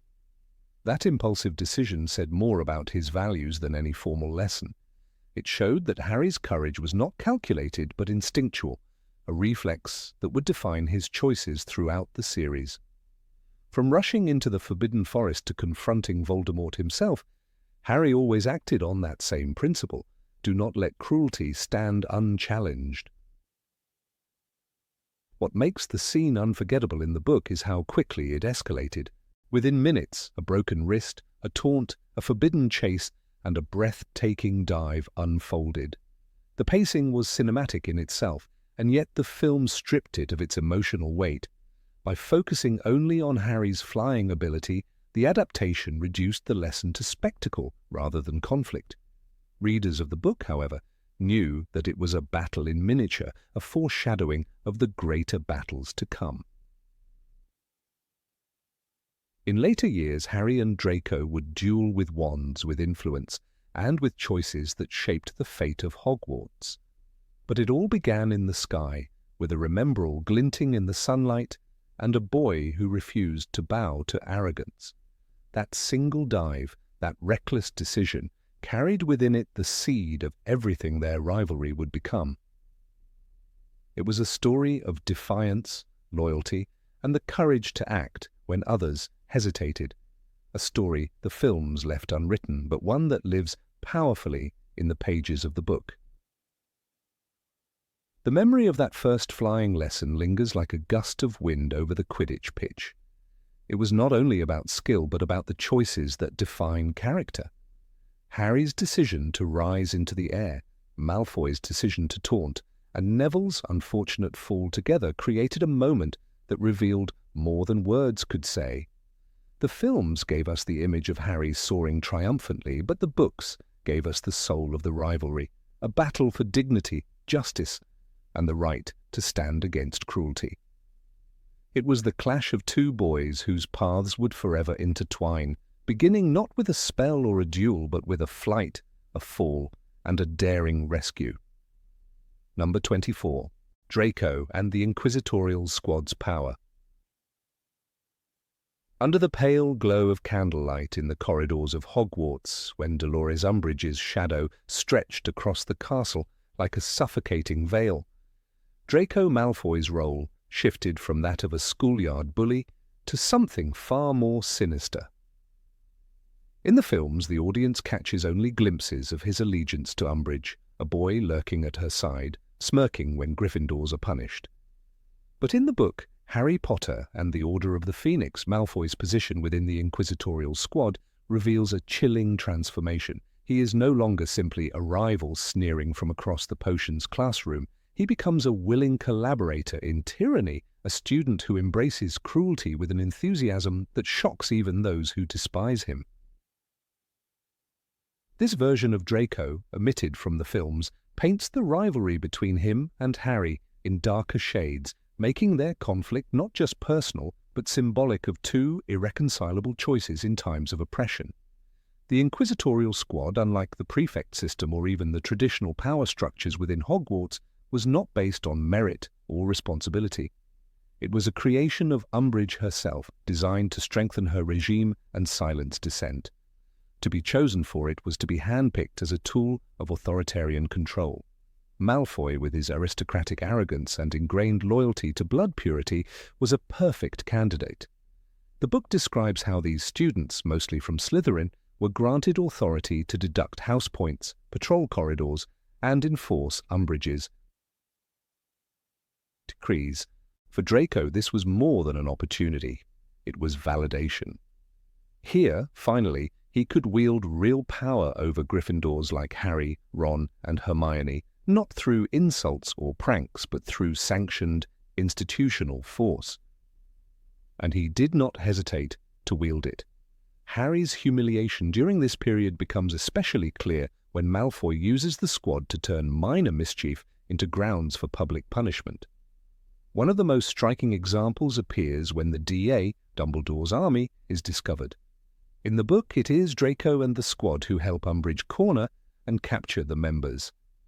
Malfoy relishes this victory, described with satisfaction as he and others physically restrain students. Rowling writes Malfoy and Pansy Parkinson were both holding Harry, while Crabbe and Goyle kept a tight grip on each of his arms. It is an image of domination. Harry, who had fought Dementors and Death Eaters, is rendered powerless not by dark magic, but by the betrayal of a peer who exploits the machinery of school discipline. The films reduced this capture to an almost faceless event, but in the book, Malfoy's personal role makes the sting sharper. For Draco, joining the Inquisitorial squad was not a reluctant task. He enjoyed it. The text makes it clear that he thrived on the sense of control. He was not acting under duress or manipulation, but with active pleasure. Draco Malfoy and the rest of the Inquisitorial squad were all there, gleefully deducting points from anyone who crossed them. His glee, his open satisfaction, is what separates him from students who might have simply followed orders. He embraced cruelty as sport, particularly when it targeted Gryffindor. For Harry, it was galling to watch someone his own age, someone he had faced on broomsticks and in classrooms, become a petty tyrant, not with courage, but with the permission of authority. This elevated their rivalry beyond school competition into a representation of how individuals choose sides in oppressive systems. Rowling does not portray Draco as a genius strategist in this role, but rather as an opportunist. The Inquisitorial squad granted him shortcuts to victory, and he seized them without hesitation. When Umbridge wanted information about Dumbledore's army, Malfoy was one of those scouring the school, peering behind tapestries and eavesdropping in corridors. It was less about protecting the institution and more about cornering his rivals. In one telling scene, Cho Chang's friend Marietta Edgecombe betrays the group, but it is Draco and his fellow squad members who provide the physical muscle to deliver them into Umbridge's hands. This detail shows that Draco was not simply reporting rumors, he was an enforcer, actively restraining, grabbing and dragging his peers to punishment. The absence of this in the films softens his cruelty, leaving audiences with the impression of a boy who sneers, rather than one who wields power as a weapon. The rivalry between Harry and Draco always carried layers of class resentment, ideology, and family heritage. Yet within the walls of the castle during Umbridge's reign, it crystallized into something almost allegorical. Harry represented rebellion, the boy who dared to teach others to resist through Dumbledore's army. Draco represented collaboration, the boy who sought favor from the new order and turned his authority against his peers. This tension makes their encounters during that year some of the most charged in the series. Harry's anger toward Malfoy is not just anger at being insulted, but anger at betrayal of the school itself. Draco had turned Hogwarts, their shared home, into a hunting ground for students who refused to bow to tyranny. The squad's privileges also highlight how fragile Hogwarts became under Umbridge's control. Rowling writes, the Inquisitorial squad members had the power to dock points. That was why the Gryffindors were losing house points at an astonishing rate. Every time Harry or Ron spoke out, every time Neville hesitated, there was Draco, with his smug grin, snatching away another 10 or 20 points. The demoralization of Gryffindor, their banners sinking lower and lower in the Great Hall, was not the work of Umbridge alone, but of Draco's constant needling. The House Cup, once a playful competition, became weaponized humiliation, and for Draco, who had long loathed Gryffindor's glory, this was triumph served daily in front of the entire school. What makes this omission from the film so striking is how it stripped Harry's story of one of its most human humiliations. Fighting Voldemort was epic. Standing against Dementors was heroic. But being held down by Draco Malfoy, seeing the smirk of a peer who wielded school rules like shackles, brought the conflict down to an intimate, personal level. It showed how oppression spreads not just through grand villains, but through everyday collaborators who choose cruelty over solidarity. When Harry struggles in the book against the squad's capture, the sting is in knowing that it is Draco, arrogant, privileged Draco, who delivers him to Umbridge's office. Draco's enthusiasm for his position also reveals something about his character that foreshadows his later arc. He is not a Death Eater yet, but he is practicing the role. In the squad, he learns what it means to patrol, to punish, to enforce the will of a tyrant. This apprenticeship in cruelty is not portrayed as noble, but it is instructive. He revels in it, but he also exposes his reliance on systems of power greater than himself. Without Umbridge, without the backing of authority, his power collapses. This foreshadows how, in later books, his confidence as a Death Eater wanes when he faces the true consequences of Voldemort's regime. The squad years are his rehearsal, his chance to play the villain under safe conditions.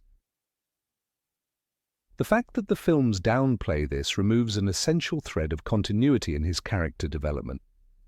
The squad's capture of Dumbledore's army also frames one of the most humiliating moments for Harry. Not only is he physically restrained by Draco and others, but he watches helplessly as friends like Ginny, Luna, and Neville are dragged alongside him. Harry, the leader of resistance, becomes a prisoner of children who chose the opposite side. Draco is not a passive observer, but one of the jailers. Rowling's description of his gloating grin in that moment makes the humiliation sting all the more. Malfoy was beside himself with glee. That unrestrained joy at Harry's downfall underscores the depth of his antagonism. This contrast, Harry building something out of courage and unity, Draco tearing it down with petty cruelty, is central to understanding why the book's narrative feels heavier than the film. The rivalry between the two boys was not merely about house points or Quidditch matches. It became about the soul of Hogwarts itself.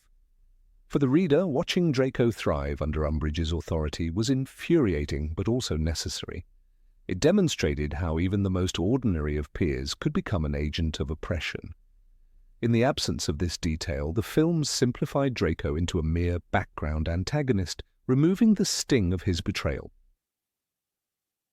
The squad also blurred the lines between school and politics. Hogwarts had always reflected the wider wizarding world, but with Umbridge and the squad, the battle between resistance and conformity came into sharp focus. Draco was not just a school bully anymore, he was a collaborator with the Ministry's regime. Every time he docked points, every time he restrained a classmate, he was echoing the authoritarian policies of Cornelius Fudge's government. For Harry, who already battled the Ministry's denial of Voldemort's return, this made Draco's betrayal doubly painful. He was not only dealing with enemies outside, but also inside his school, inside his year, inside his very classrooms. Rowling's choice to give Draco such an active role in the squad highlights how oppression relies on the willing participation of ordinary individuals. It is not always dark wizards casting killing curses. Sometimes it is smug teenagers deducting house points and dragging classmates into offices. For Harry, resisting that kind of oppression required not only defiance against Voldemort, but endurance against humiliation from Draco. This detail, left out of the films, robs the story of one of its most human truths: that tyranny flourishes not only through monsters, but through the choices of everyday people who enjoy the power it gives them. And so, the Draco Malfoy of the books during Order of the Phoenix is not just Harry's rival. He is Harry's reminder of how systems of control corrupt even the smallest spaces of life. He is a boy who laughs while others suffer, who turns Hogwarts into a playground for cruelty, and who shows Harry that sometimes the most painful battles are fought not in prophecy but in classrooms. The films, by softening this role, left audiences with a shadow of the rivalry, missing the depth of betrayal that made Harry's resistance both a fight against Voldemort and a fight against the smug tyranny of Draco Malfoy and his Inquisitorial squad. Number 25. Clashes in Care of Magical Creatures. In the early chapters of Harry Potter and the Chamber of Secrets, a young reader can already sense how Draco Malfoy's insults are carefully sharpened, not only against Harry, but also against those Harry chooses to protect. Nowhere is this more visible than during Care of Magical Creatures lessons with Hagrid, where the fragile authority of the half-giant made him a constant target for Malfoy's cruelty. Rowling paints these moments with precision. When Malfoy sneered that Hagrid was a oafish gamekeeper who thinks he's a teacher, it was not simply a passing insult, but a strike aimed at Harry's heart. For Harry, Hagrid was not just a teacher, but a trusted guardian and friend, and Malfoy knew that ridiculing Hagrid meant wounding Harry by proxy. One of the most telling examples arises in the Chamber of Secrets when Hagrid's lineage as a half-giant is whispered among the students. Malfoy does not hesitate to turn the rumour into a weapon, sneering about that half-breed gamekeeper. Harry's reaction is instantaneous. The text emphasizes his anger, not just because the insult is cruel, but because it strikes at someone Harry owes loyalty to.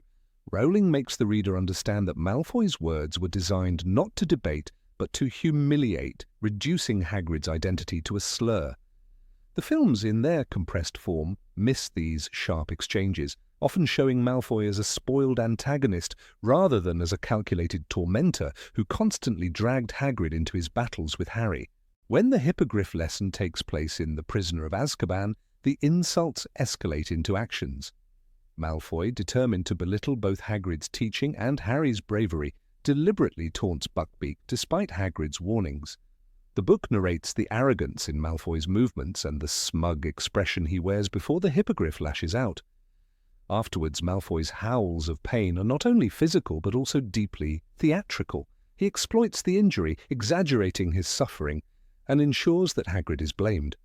The text records Malfoy drawling, "That Hippogriff might have killed me," while his father's influence is invoked to threaten Hagrid's position.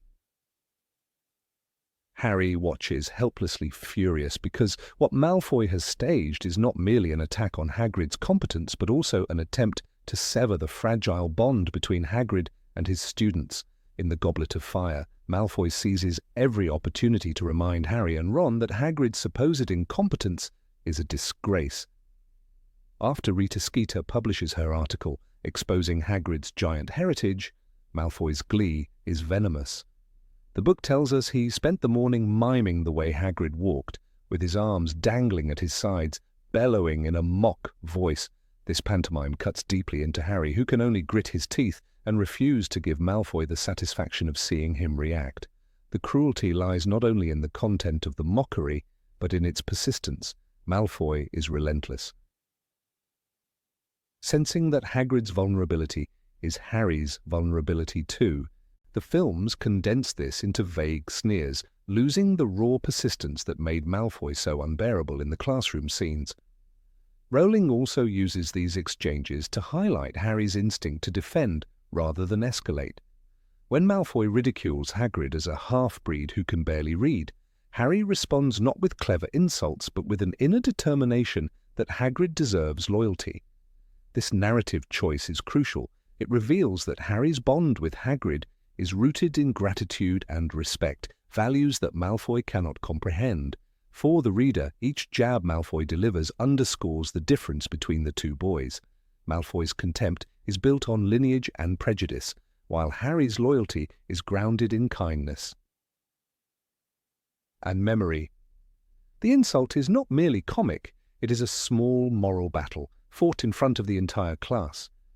What also becomes striking in the books is how Ron and Hermione play into these verbal battles.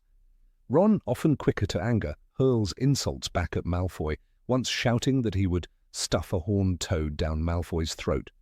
Hermione, however, often responds with silence or sharp intellect, once snapping that Malfoy would not recognize true bravery even if it knocked him flat.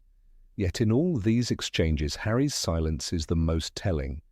His restraint is not cowardice, but a reflection of how deeply Malfoy's words strike. Silence, Rowling suggests, is its own form of protest, a refusal to let Malfoy define the moment. Hagrid himself often remains oblivious to the depth of the insults, brushing them aside with a shrug. The books take care to show his mixture of resilience and vulnerability. When he mutters, "Don't listen to Malfoy, he's just a kid with a big mouth," the reader feels the ache in those words. It is a defense mechanism, but not a shield. Malfoy's constant sneering reminds the reader that prejudice against Hagrid is not limited to students. It echoes the broader wizarding world's suspicion of giants.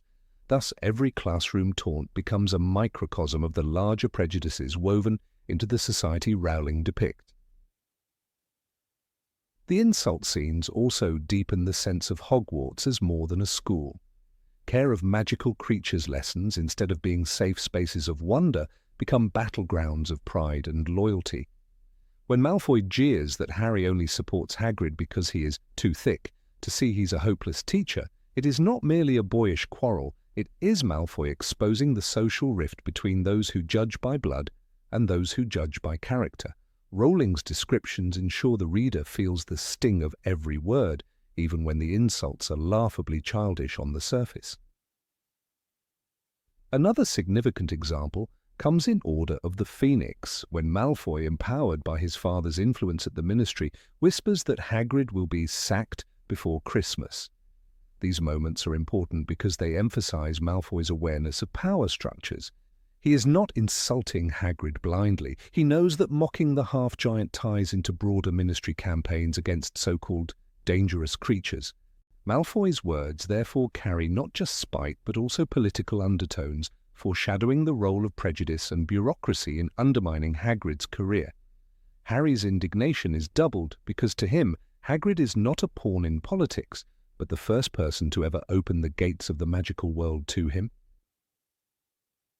The constant belittling of Hagrid becomes an arena where Harry learns the futility of fighting cruelty with cruelty. He cannot silence Malfoy, nor can he undo the prejudice that makes those insults sting. Instead, Harry is forced to cultivate resilience. The books show that every sneer makes Harry more determined to stand by Hagrid, even when the entire school seems to laugh. The loyalty forged in those humiliating lessons ultimately strengthens Harry's understanding of friendship as a form of defiance. The films, by trimming away these exchanges, soften the contrast between Malfoy's poison and Harry's stubborn loyalty. Rowling's prose also shows how the rest of the class reacts, a detail absent in the films. When Malfoy calls Hagrid a bungling giant who should never have been let near students, some Slytherins laugh loudly, while Neville lowers his head, embarrassed for Hagrid. These reactions matter. They remind the reader that cruelty is not just about the one who speaks, but about the silence or complicity of those around. For Harry, watching others snicker at Hagrid's expense is almost as painful as the insult itself. It is a lesson about the weight of peer pressure, the cruelty of group laughter, and the loneliness of those targeted. By focusing on these verbal duels, Rowling sharpens the reader's awareness of how words can wound as deeply as curses. When Malfoy scorns, "My father will have that oath thrown out before the year's end," it is not an empty boast. Lucius Malfoy's influence means the insult carries threat, turning words into weapons with consequences. Hagrid's trembling hands and Harry's clenched fists in these scenes highlight how fragile dignity can be in the face of sustained mockery. The classroom becomes a stage where power is performed through ridicule, and the scars left are invisible but enduring. It is also important to note that these repeated exchanges are part of Malfoy's long strategy of undermining Harry. By mocking Hagrid, Malfoy forces Harry to defend someone else rather than himself, placing Harry in a constant reactive position. This is why the books linger on Harry's simmering fury. He cannot outwit Malfoy with clever insults, nor can he shield Hagrid from sneers. All he can do is endure, and through endurance he becomes stronger. These moments are quiet lessons in character, easily overlooked if one only watches the streamlined version in the films. Through these classroom battles, Rowling provides a mirror to the larger war that unfolds. Malfoy's taunts about Hagrid's bloodline echo Voldemort's ideology about purity and superiority. Harry's loyalty to Hagrid mirrors his future defiance against that ideology. Every insult thrown in care of magical creatures is a rehearsal for the larger conflicts that will engulf the wizarding world. What the films reduce to petty rivalry, the books elevate into a moral education, a lesson that loyalty and kindness can resist cruelty, even if they cannot erase it. Number 26. Favors from Snape during lessons. Under the flickering light of the dungeon torches, the potions classroom became less of a place of study and more of a battlefield. The films gave us only fragments of this tension, but the books revealed an arena where Severus Snape quietly engineered a toxic rivalry, one that went beyond childish name-calling and slipped into something institutionalized. Harry's every step was shadowed by suspicion, and Draco Malfoy thrived in the dark corners of that suspicion. What should have been a lesson in brewing turned into a performance where the professor played judge, jury, and protector, always with his loyalties tilted toward a pale-faced Slytherin boy smirking across the aisle. Snape's favoritism was not subtle. When Harry first attempted to brew a potion correctly, the effort was ignored, while Draco's lazy flourishes were greeted with nods or faint praise. "Potter, why didn't you add the root of asphodel, 5 points from Gryffindor?" Snape would sneer in Philosopher's Stone. In contrast, when Malfoy added the wrong ingredient, Snape found a way to twist the narrative, suggesting it was a bold attempt at experimentation. The imbalance was so sharp that it gave Malfoy not just confidence, but a shield, a permission slip to provoke Harry in ways that would never see him punished. Readers could feel the air heavy with injustice. Film audiences saw only shadows of this manipulation. Draco's provocations were sharpened by this safety net. When he dropped sarcastic comments about Harry's fame or mocked Neville's clumsiness, he did it under the protective gaze of Snape. The books give us scenes where Malfoy deliberately spilled ingredients onto Harry's desk, smirking as Harry seethed, only for Snape to appear and scold Harry for failing to keep his work area clean. In Chamber of Secrets, Rowling notes, Snape, who had seen it all, awarded Malfoy 5 points for Slytherin and penalized Harry for untidiness. The sting was not simply the lost points, it was the way Malfoy's grin widened as Harry realized that fairness had no place in that classroom. The films, efficient in their pacing, stripped away these small humiliations, but they were the very foundation of a rivalry steeped in bitterness. The books made clear that Malfoy's courage to taunt Harry did not arise from his own strength, but from Snape's protection. Without that backing, many of his words would have remained muttered behind hands, the whispers of a coward. But under Snape's biased rule, Draco transformed into a loud antagonist. He mocked Harry's scar, questioned his flying skills, and once even tried to sabotage Harry's potion by throwing in extra ingredients when Snape's back was turned.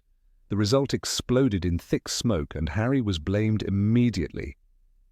Snape's words, "Clearly, Potter, you cannot follow the simplest of instructions. 10 points from Gryffindor," rang through the dungeons. Malfoy's laughter echoed long after the lesson ended. These little injustices layered themselves into Harry's experience, teaching him that power often lies not in strength, but in connections. The dynamic created a trap for Harry, who could never win fairly. Every attempt to hold his ground against Draco was undercut by the certainty that Snape would tilt the scales. It forced Harry into silence at times when rage burned inside him. The narrative of the books lingers on his clenched fists, the way Ron had to whisper warnings not to speak out, knowing how it would end. In Prisoner of Azkaban, when Malfoy deliberately threw a piece of shrivel fig pulp at Harry, Snape pretended not to notice, and instead reduced Gryffindor's score by 10 points for Harry's inattentiveness. Malfoy's delight was poisonous. The films, in their streamlined storytelling, skipped over such small but corrosive details, losing the texture of what it truly felt like to sit in those cold dungeons. This environment was more than bullying, it was psychological warfare. Draco's provocations were emboldened by the certainty of immunity, and Harry's frustrations grew heavier with each passing year. The bitterness was not just about house points or grades, it became about dignity, about the right to exist without constant humiliation.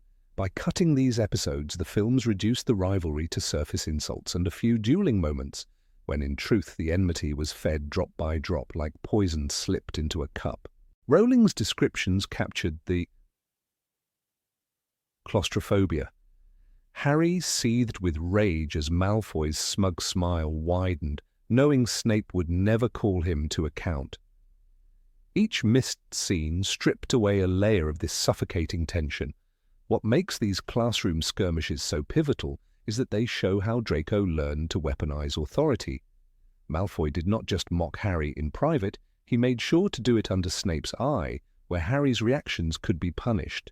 It was a performance staged for an audience of one, the professor, who would reward him. The lesson Malfoy absorbed was clear. True power was not in skill, but in proximity to those who controlled the rules. This is why he dared to push further, why his insults grew sharper, why his courage swelled. Without Snape, his jibes would have been ordinary schoolyard taunts. With Snape, they became sharpened blades that cut deeper into Harry's patience. A striking example comes in Goblet of Fire, when Snape notices Harry's cauldron bubbling dangerously and chooses to ignore the fact that Malfoy had been flicking ingredients into it for several minutes. The potion boils over, spilling across the desk, and Snape swoops in with his verdict. "I warned you what would happen if you weren't careful, Potter. Detention and 10 points from Gryffindor." Malfoy's face gleamed with triumph. Such moments were crucial in defining the animosity between the boys. Harry's hatred was not just for Malfoy's sneering face, but for the invisible hand that always tipped the scale. The films, favouring spectacle, lost the grinding repetition of these humiliations, but it was repetition that made the wound so raw. For Harry, every potion's lesson became a test of endurance. It was not about learning recipes or perfecting skills, but about surviving the gauntlet of Snape's bias and Malfoy's provocations. Readers saw how even Hermione's attempts to help could not balance the scales. She would whisper instructions or Ron would mutter advice, but once Snape's eyes fell on Harry, failure was inevitable. In Order of the Phoenix, the narrative makes it painfully clear. Harry had not made a single mistake, yet Snape deducted points for his smug expression. Draco, sitting only a few desks away, leaned back in his chair, chuckling under his breath. That kind of manipulation was not cinematic, it was systemic, and it shaped Harry's understanding of authority in a way the films barely touched.